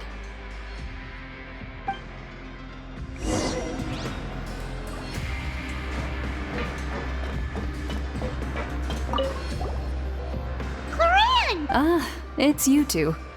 How's dinner? It's all right. Miss Sijuin really put in a lot of effort. So we heard that Risley invited you to come down to help, and you saved Fremonade too! You sure work super fast! Oh, it was child's play. Still, Paimon didn't know even champion duelists could take on side jobs. Oh, and why aren't you eating with Sijuin and the Duke? Won't you get bored eating by yourself? Miss Sijuin was with you, and the Duke has business of his own.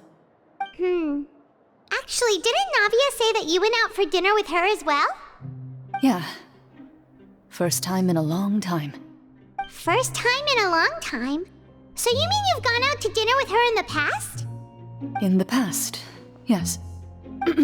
You seem to be enjoying yourselves here.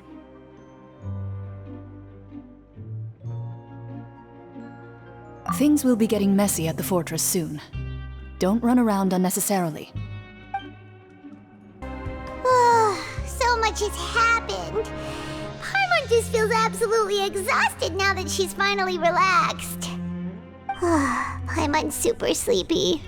Are you sleepy too?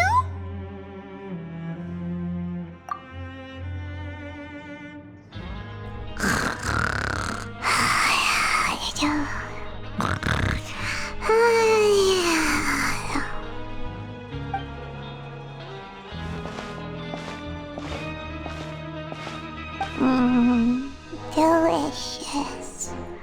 Paimon wants seconds for free.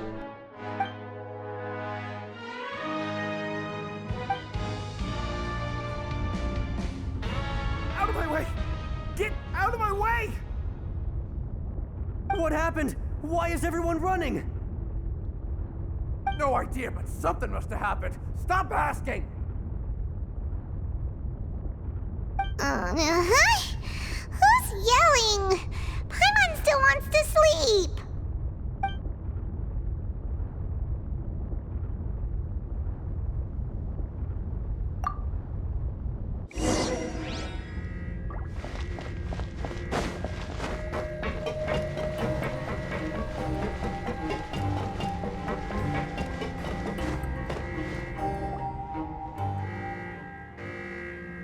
What happened?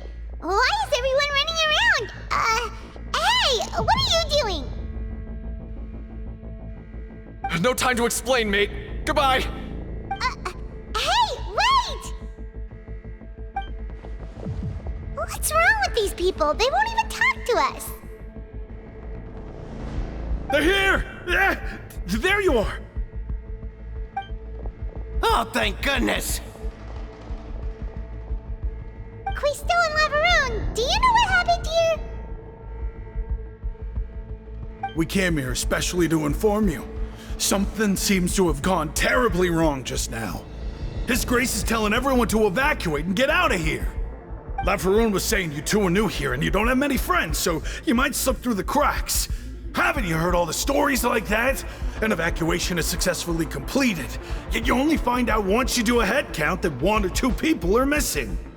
Wait, weren't you the one who brought that up? Why is it suddenly my idea? Hey, shut up! Okay, whatever. The point is, you should come with us. Yeah, he said to get as far away as possible, upwards and outwards.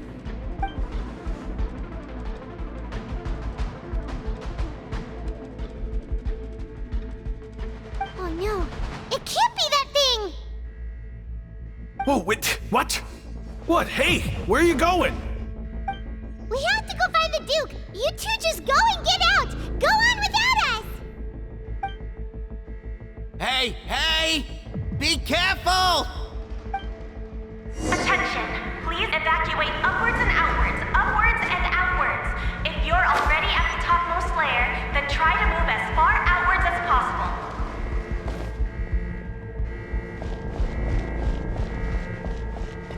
Attention! Please evacuate upwards and outwards, upwards and outwards. If you're already at the topmost layer, then try to move as far outwards as possible.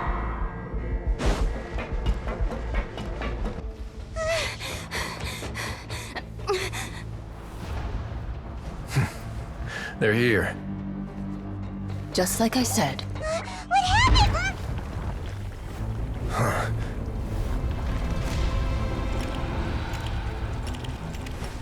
You're just in time. But be ready to run.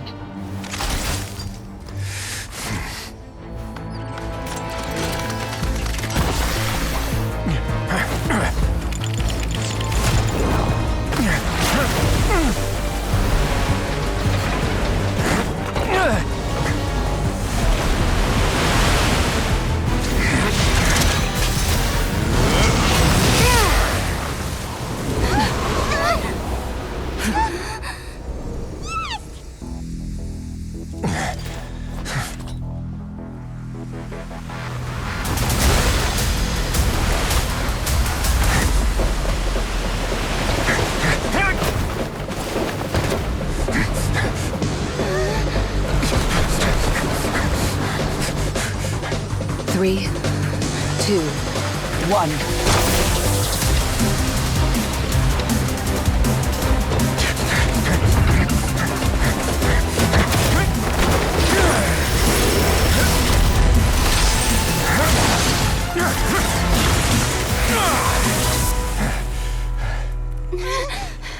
This won't hold it for long. Find Neuvillette. Tell him the defenses are about to collapse. Then what will happen to you? Until he arrives, we're the last line of defense.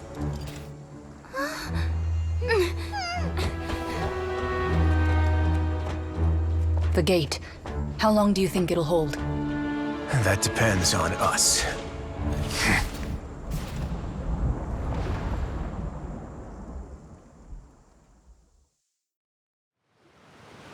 Neuvillette? Why are you here? Traveler, I need you to head to the Opera House immediately. Farina will soon be meeting with the knave there. You must protect Farina, and make sure she doesn't spend too much time alone with her. Will do. You have my sincerest gratitude. Look! There are a ton of Fatui and Palais Mermonia people over there! The knave is probably here already. We need to hurry! Are you two the Traveler in Paimon? Monsieur Nervalet has left instructions. Please follow me. Though I'm sure he's already explained, this should be a mostly cordial conversation, unlikely to give rise to violence. But it would be most appreciated if you could protect Lady Farina to the best of your abilities.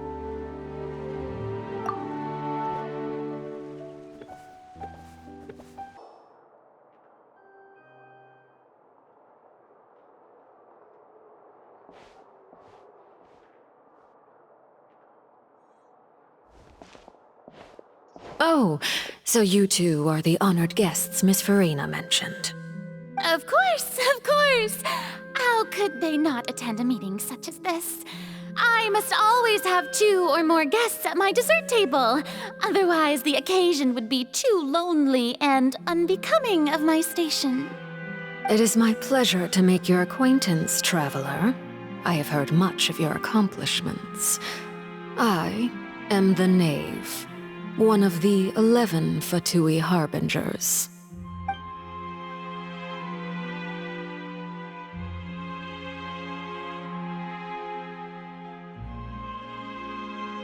I've already prepared seats for you.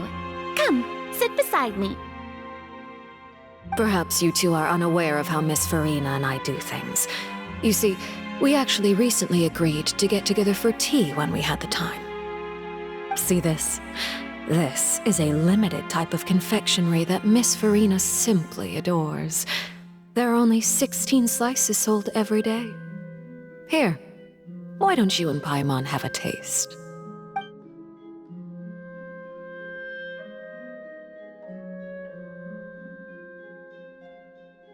Traveler, what do you think of this cake?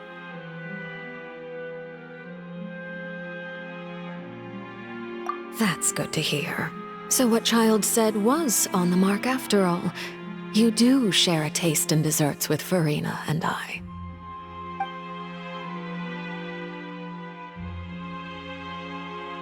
I wonder how he's doing nowadays. You must have heard, right? He's suddenly gone missing. I'm really worried about his safety, you know. Here's to hoping that he's an excellent swimmer. Since we're talking about him, I feel like I should add something. His martial prowess really looked certainly pretty impressive, yeah.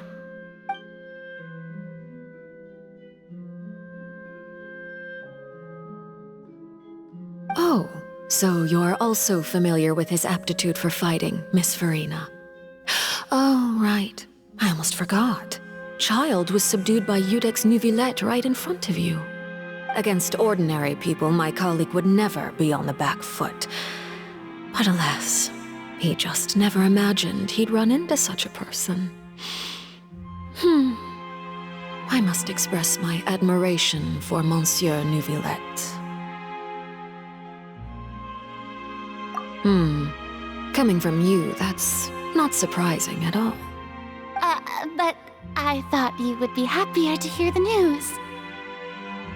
Of course, but it's still a bit of a shame. You see, I would have been far happier had I received this news somewhat earlier. As you well know, a long time has passed since Child disappeared.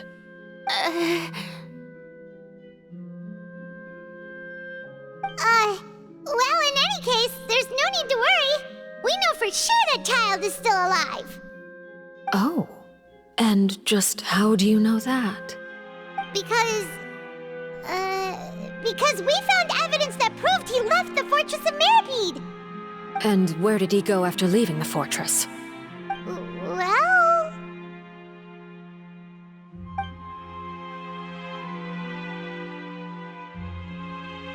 The Fortress of Meripede lies deep beneath the waves. Unless he pranced right out of the main gate, he must have had to swim for it. Do you have any proof that he surfaced safely?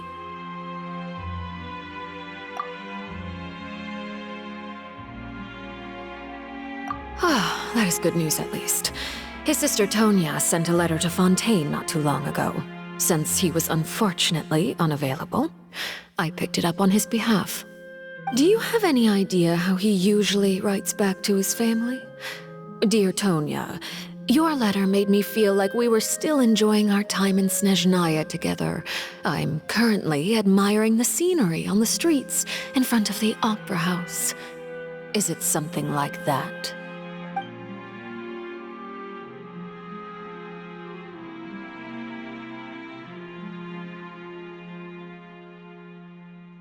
All letters tend to follow the same few formats anyway, right? As long as the contents are accurate, it doesn't matter so much how it's written or how it's worded.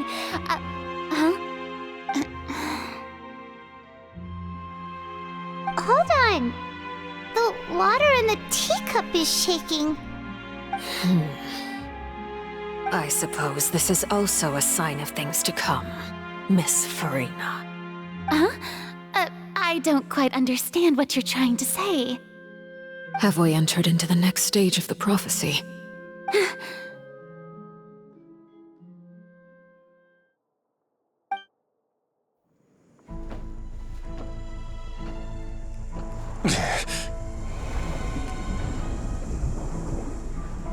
My thanks to you both. I will take it from here.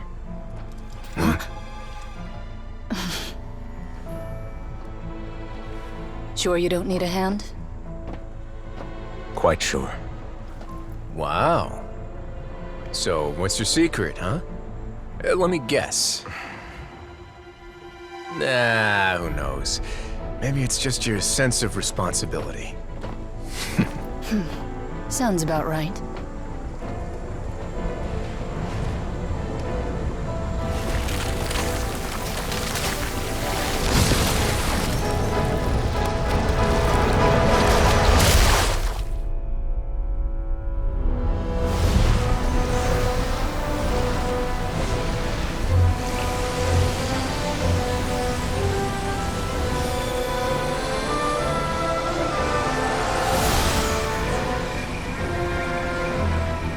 A day may come when the prophecy is fulfilled and the waters burst forth.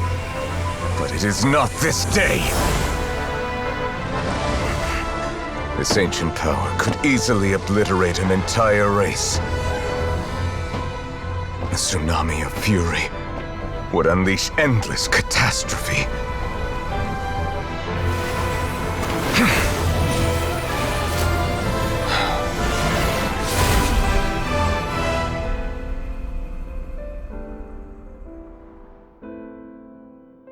This sentence is too severe. Forgive me for overruling it.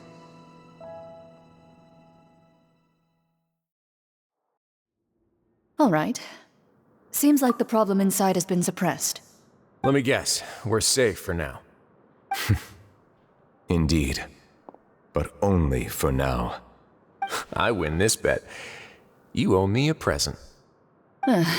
Very well. It was indeed just as you said. You made a bet?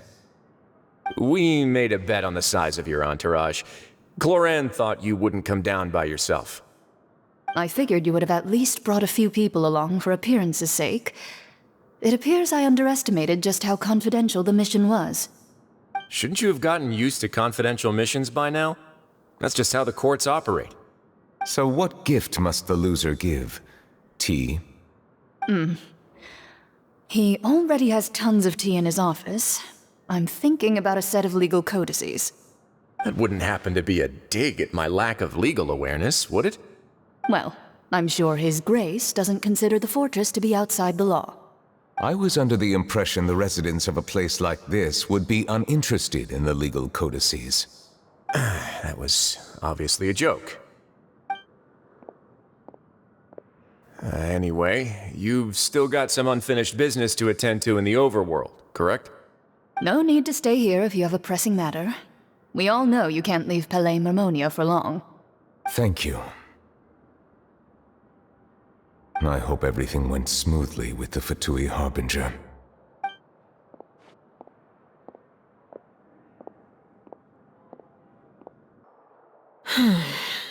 I must say, we've spent long enough playing house. Miss Farina, as the Hydro Archon, I am sure you understand the exact meaning of the phenomenon we just witnessed. Or should I say, that's what I originally thought. But looking at your expression, was I wrong? And you haven't a clue? What are you trying to say? At this point, I don't think there's any more need to speak as diplomatic representatives. Allow me to speak to you now as just a Fontanian. You know the prophecy by heart, and also that every part of it is being proven true.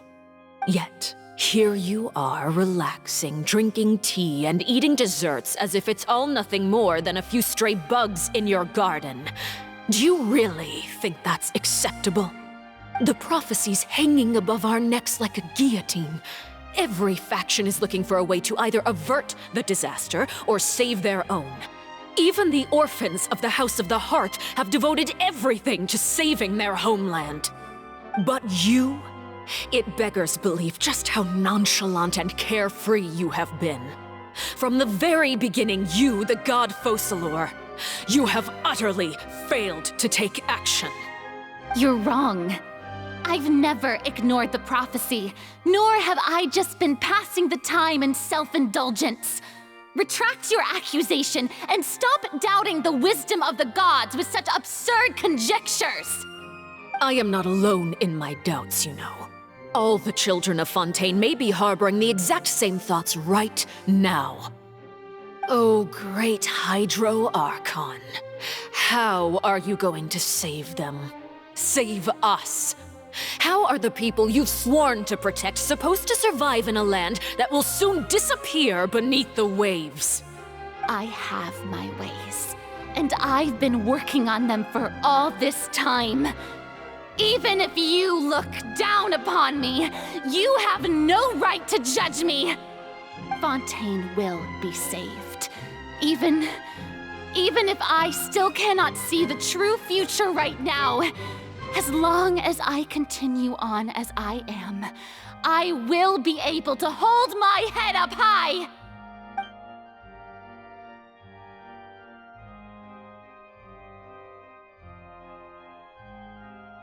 Then I ask you, Miss Farina, just what have you been working on? Where can we see it, and what is it doing to help?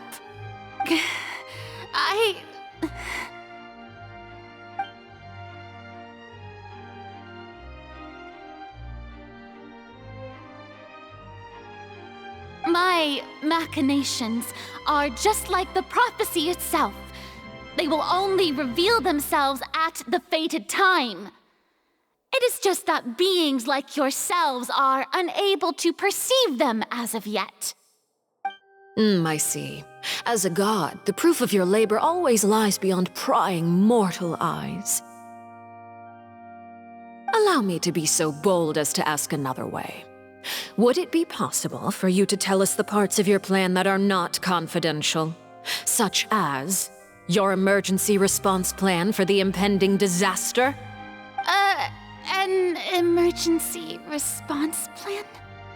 Oh, that look in your eyes. Have you not even prepared one of those? The emergency response plan is also strictly confidential. Then allow me to jog your memory. Miss Farina, what is the purpose of your Oratrice Mécanique d'Analyse, Cardinal? And what do you plan to do with the massive amounts of indemnitium that has accumulated over the years? The Oratrice? It's just like it appears to be. So you also have no idea. If I'm not mistaken, someone's using it to prepare for something. But unfortunately, it would seem that someone is not you, Miss Farina. I first caught wind of this when Linny tried to investigate the Oratrice in the Opera House. You see, even just getting close to the core contaminated him with an extremely large amount of indemnitium. But even if that had nothing to do with you, then what could you possibly be working on, oh great Hydro Archon? Oh, right. I almost forgot. Eudex Neuvillette is not at the tea party with us today. Miss Farina, I suppose you must have ordered him away to take care of some troublesome business. Yeah, yes, that's exactly right. Please keep it a secret for me. Of course I will. Although, I must say, Miss Farina, you seem quite insecure without the Eudex by your side. Oh, very well. Let's stop that conversation here. There are still a few slices of cake left, so please, help yourselves, everyone.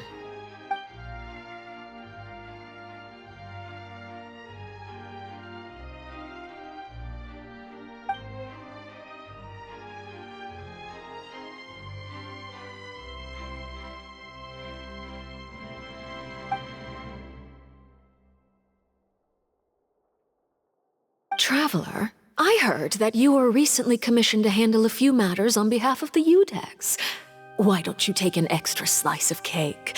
Those who work hard deserve gratitude and praise. You too, Paimon. Thank you. Paimon will take you up on that offer.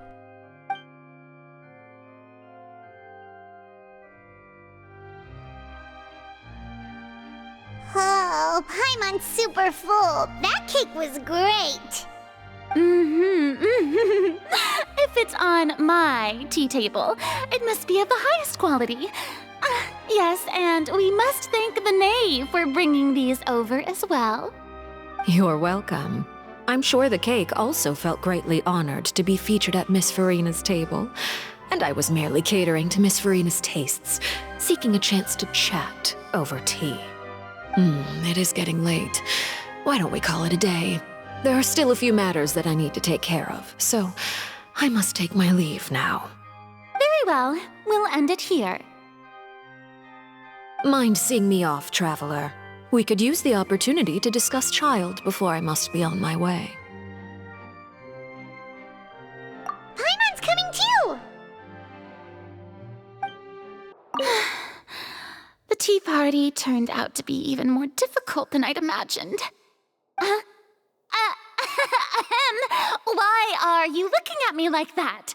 Is something the matter? If there's nothing urgent, then I shall be retiring for now.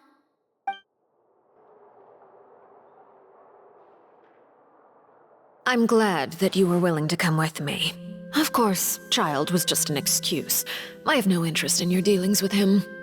That's what Paimon thought. You lent your aid to the children of the House of the Hearth. As their father, I would like to express my gratitude. Do I look like an irresponsible father to you? The House of the Hearth is very important to me. You should know that I care deeply about my children. That was all. Formal topics should be discussed in formal settings, and informal topics in informal settings. I know you just returned from the fortress of Meripede. Relax. I have no intention of trying to get anything out of you. Linny, Lynette, and Fremine are still there, and I trust their judgment and abilities. They've all been working very hard and have always done all they can to fight back against anyone who tried to stop them, especially Linny. You mean Wriothesley. He's a tricky one to deal with. It's unfortunate that Linny's so eager to prove himself that he can't learn to rely on others, including me. By the way, and you can just consider this a bit of idle gossip, but what's your impression of Farina? You are outside of our disputes, and the freest person in all of Fontaine, able to move around most easily. Allow me to share my perspective with you. And that's everything that happened during the trial. Master Child was declared guilty and immediately transported to the fortress of Meripede. Didn't he say he was coming here on vacation? Does he not feel an ounce of shame for all the trouble he has caused?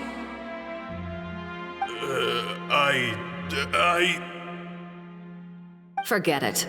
He did give us an opportunity. I will be meeting someone shortly. Do you require help with any preparations? No need. I will take care of it myself. I need to meet with Farina, the Hydro Archon. She is at the heart of Fontaine. But what's fascinating about her is that she often seems more like a celebrity than a working Archon. Oh? Come over here, you little critter, you! You dare to run from me? Stop right this instant! My goal is just to discover the location of the Gnosis. But I didn't expect the chance to approach Farina to be handed to me on a silver platter.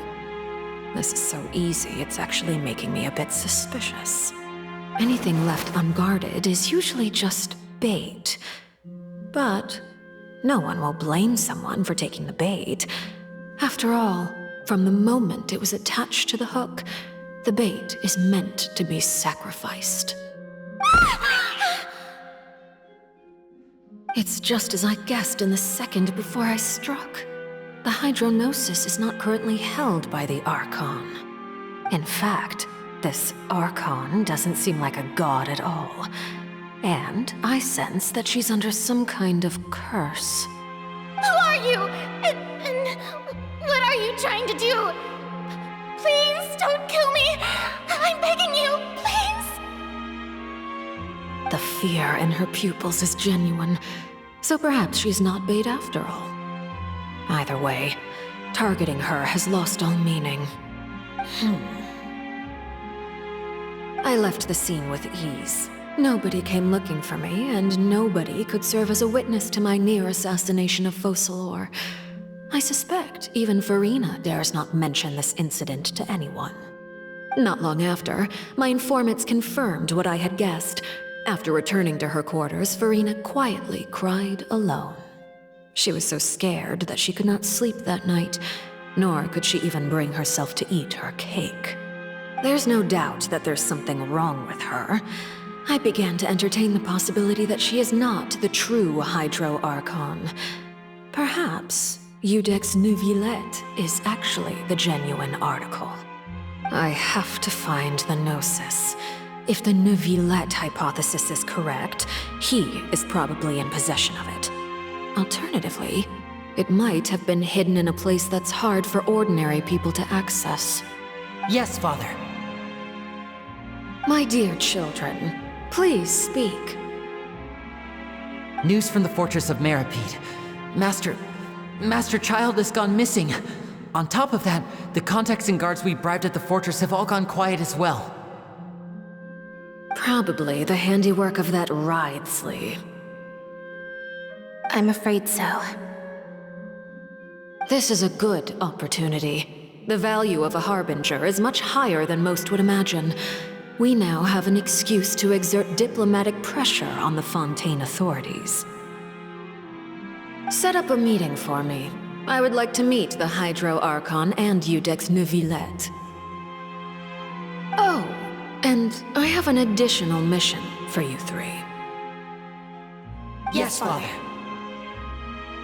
Tartaglia's disappearance was not a part of my plan, but I can use it to make a breakthrough. With this as my excuse, I can ask for an official audience and continue my investigation of Farina and Iudex Neuvillette. The initiative belongs to the House of the Hearth. My wish to investigate the fortress of Meripede will be a front. Linny and his group will be responsible for the actual intelligence gathering. You should know the rest. Linny's group is quite close to you, so they wouldn't have hidden anything from you. You attacked the Hydro Archon? It wouldn't mean anything, even if you shouted it from the rooftops. After all, even Farina herself is still pretending that nothing of that sort ever happened. Alright then. I've now had 2 chances to enjoy tea with Farina. I have to say, The leadership of Fontaine is even more inscrutable than I had imagined. I once surmised that Iudex Neuvillette must be the Hydro Archon, but now, that doesn't seem right to me either. I am a servant of Her Majesty the Tsaritsa. Over my years of service, I've learned how a real Archon conducts and carries themselves. Whether Iudex Neuvillette or Farina, neither fits the bill. It's hard to imagine either of them as the Archon. Of course, that is all just how I feel. Gut feelings often do not require justification. It is, however, quite amusing to me that after all my years working in intelligence gathering, I've come to realize I am at a complete loss regarding the identity of the god of the land of my birth. Don't you think Fontaine is quite intriguing? A catastrophe looms, yet many secrets have yet to rise to the surface. It looks like Fontainians will have no choice but to save themselves. Ultimately, though, one must survive in order to do anything else. Should the need arise, I would be happy to cooperate with you. You don't need to commit to anything right now, of course. I have a feeling that the situation will continue to evolve, and as your name is often connected with noble deeds, I'm sure we will work together someday. He certainly returned quickly. You must want to catch up with each other, so I'll leave you to him.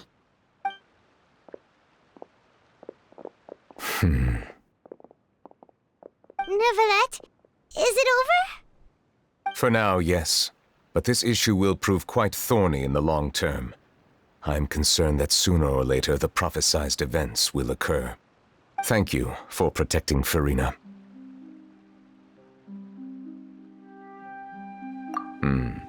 To put it simply, I used my power to force back the primordial sea and reseal the sluice gate.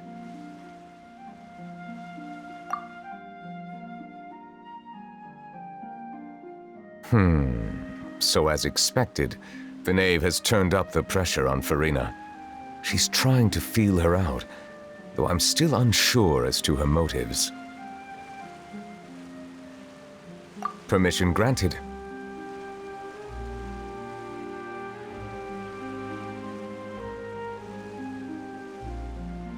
Whoa. It can't be that you're the real Hydro Archon, right? But that's just a speculation on our part, though. You can't tell us?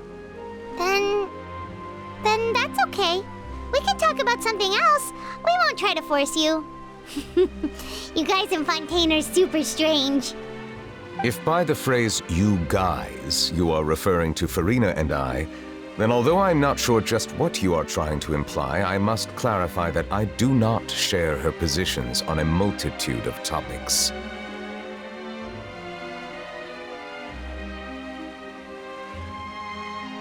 I believe so. The fortress has a long and complex history. It has seen much grief and suffering.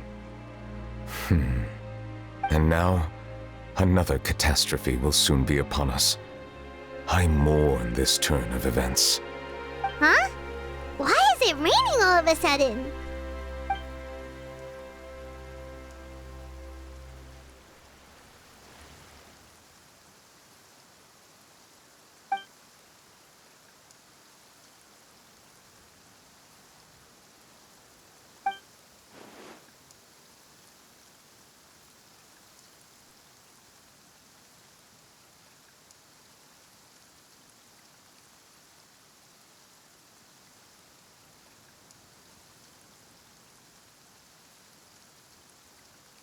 You may be closer to the truth than you think. Oh? And what are you thinking? The dragon of... what? Huh? Please do not be so surprised. Farina?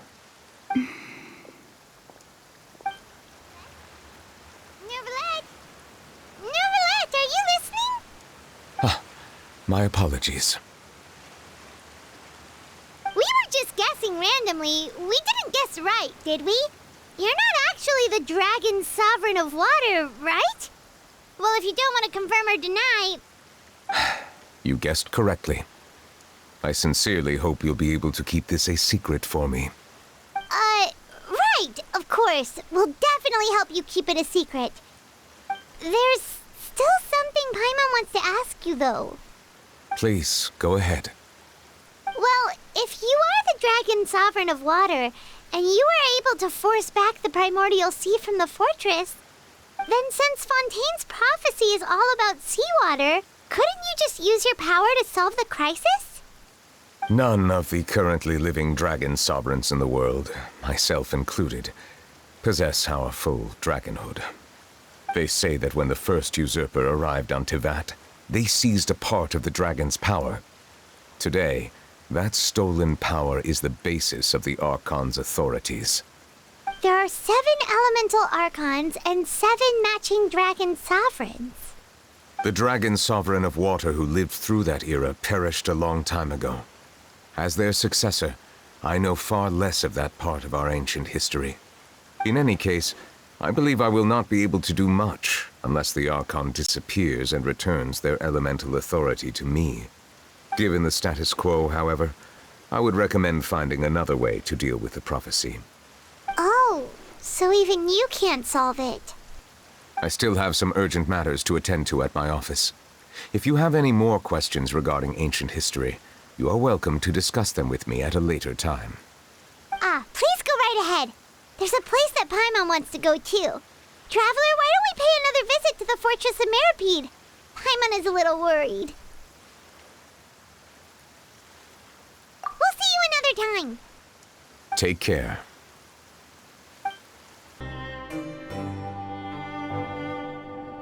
Now guess, what suit will this next card be? A bare-teeth cat? Well, well, look who it is. Traveler, Paimon. Hello, everyone. Looks like you're recovering nicely from it, eh? Mm-hmm. Thanks to everyone's support. Oh, right. I managed to work up the courage to thank Miss Clarant in person. Whoa, how did she react? She told me that it was nothing. It was as if saving a life wasn't a big deal to her at all. She also told me not to worry about it. She didn't want to stress you out, that's all. She's right, and it's best not to dwell on it. Yeah. Okay, but check this out. We went back to the Opera House and we met the knave. You met Father? Did she say anything to you? She said a few things that were, a bit hard to understand. And also that she's looking forward to working with us in the future. Her attitude towards you is even better than what we'd imagined. That's fantastic. You should believe her. She has her own way of doing things, and she'll do everything in her power to help those she considers close, which now might also include you. Mm-hmm. Father is very capable, and also trustworthy. Oh, Paimon just remembered that she thought Linny was a bit too proud as well. She said that you should learn how to rely on others sometimes. Got it. Huh. That does sound like something that Father would say. Hey! Are you going to stay here for the next few days? Looks like it, yeah. Excellent. I will host a tea party. For real? Then Paimon wants another serving of cake. Another implies that you were already served some delicious cake while you were up there. How lovely. Well, next time, you're going to have tea and snacks with us.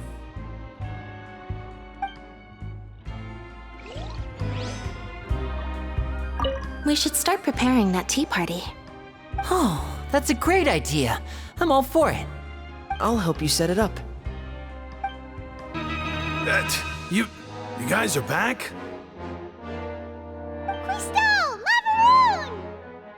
You guys didn't get caught and thrown back down here, right? Huh? No, not at all. And here I thought you'd managed to escape from jail during all the commotion. I'd held you up as legendary jailbreakers, but now you're telling me you just never left? We're sorry, but we just had some business to take care of. All right. There's no need to get caught up in the details. We're just relieved to see you. He was super worried about you, you know. Hey, it wasn't just me. Weren't you super worried as well? Something like that, yeah. I was also transferred to work in the kitchen a few days ago. I can still hear Quisto mumbling to the carrots. Are those two all right? Do you think they made it out alive? Whenever he'd say that, I'd tell him I'm sure they're fine. Wherever they are, they're kicking back with drinks in hand, enjoying the lovely scenery. Hey, there's nothing wrong with worrying about your prison pals, is there? I mean, considering how they always love listening to all my gossip.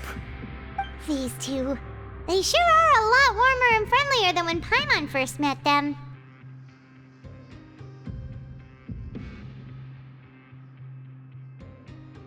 Oh, well, if you say so. I'll be watching you to make sure you finish every last bite. Hey, why don't we have a meal with those two one of these days? You want to cook for them yourself? Why not? Good chance to show them what I can do. Sijuin! Traveler, Paimon, you're back! Are you still doing all right? Did either of you get hurt? We're fine, but what about you guys?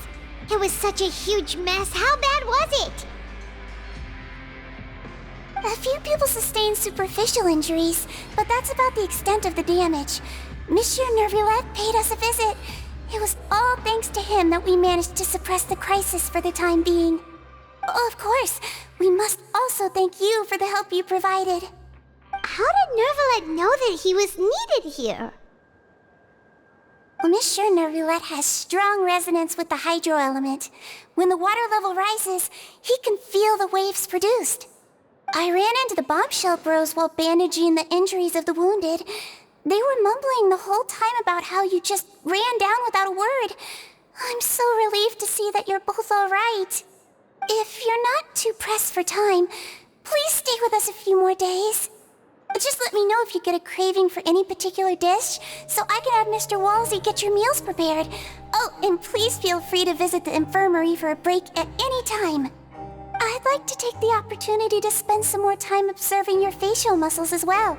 Your happy smiles are quite contagious, you know.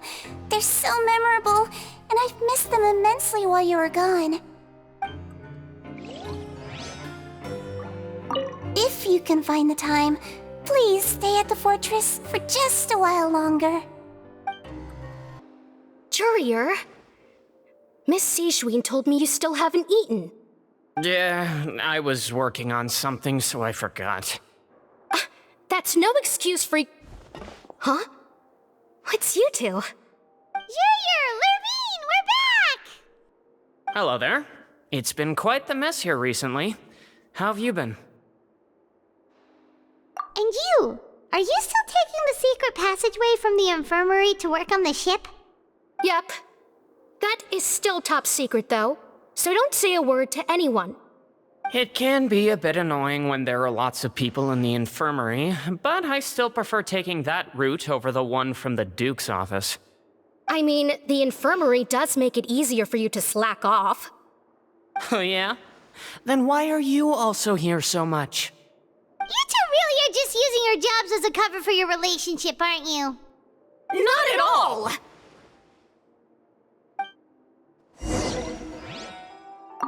Courier, the rumors about us are literally everywhere now. Please do something about it. But it's not like I caused them by myself. All right. I'll try to do something about it when I can find the time. Do my eyes deceive me, or did I just see two inmates come back after making it to the surface? Some strange winds blowing of late. We wanted to see how the fortress is doing. Is everything still all right? We're fine, for the most part. Nervulette came down and took care of the worst of it. If that's the case, why don't you just ask him to stay here? Oh, yeah, what a brilliant plan. let's go convince the Eudex himself to exchange the Courts of Fontaine for a puddle of water in the middle of nowhere. He came here in a hurry and left without even stopping for a cup of tea. He did remember to take Miss Sigewinne's gift with him, though. He sure sounds super busy. Miss Clorinde has left as well. She also took her gift from Miss Sigewinne. Were the gifts milkshakes? Nervalette got the milkshake. Clorinde received lipstick instead. Those aren't even remotely alike. Well, it's Nervalette's own fault for making Sigewinne worried about his health by working so much. But besides that, our head nurse is still pretty fond of picking out beauty products for the ladies. Oh, and I have some gifts here for you as well. Are these from Sigewinne too? Nope, they're from yours truly. You've already wrapped up your work at the fortress, so you can return to the surface at any time. You haven't yet served your full prison term, however, so you may continue to use your cell until your term is up. For real? Then we could stay here for a really long time? You may access the cafeteria for free. Hooray! Just remember to come complete your paperwork once it's time for your release.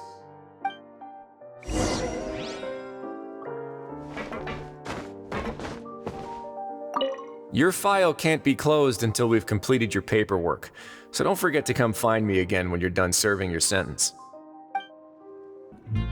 We're back in our cell again. We're no longer prisoners though, so it really doesn't feel the same.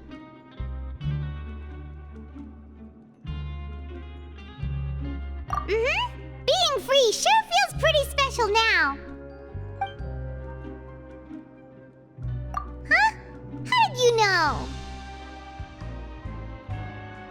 Hey, that's not true! Alright. Okay, Paimon just wanted to say that we really are an amazing duo after all. It's like we've now gone to so many places together and become friends with so many people. We've never stopped traveling or stopped meeting new friends. There are so many bad things in the world, and we're just two people, but we've still been solving problems no matter where we go. Isn't that pretty cool? You're counting Paimon today? Aren't you the only adventurer here? Then let's ask Catherine to give Paimon an adventurer handbook as well. Paimon will also be an adventurer from today forward. Just the thoughts making Paimon giddy. Paimon's gonna crash, so you sleep soon too. The last time we fell asleep here, we woke up to a whole mess outside our cell. The primordial seawater nearly rose up. That was so scary. We should be safe now, right? Alright then, good night to you, Traveler.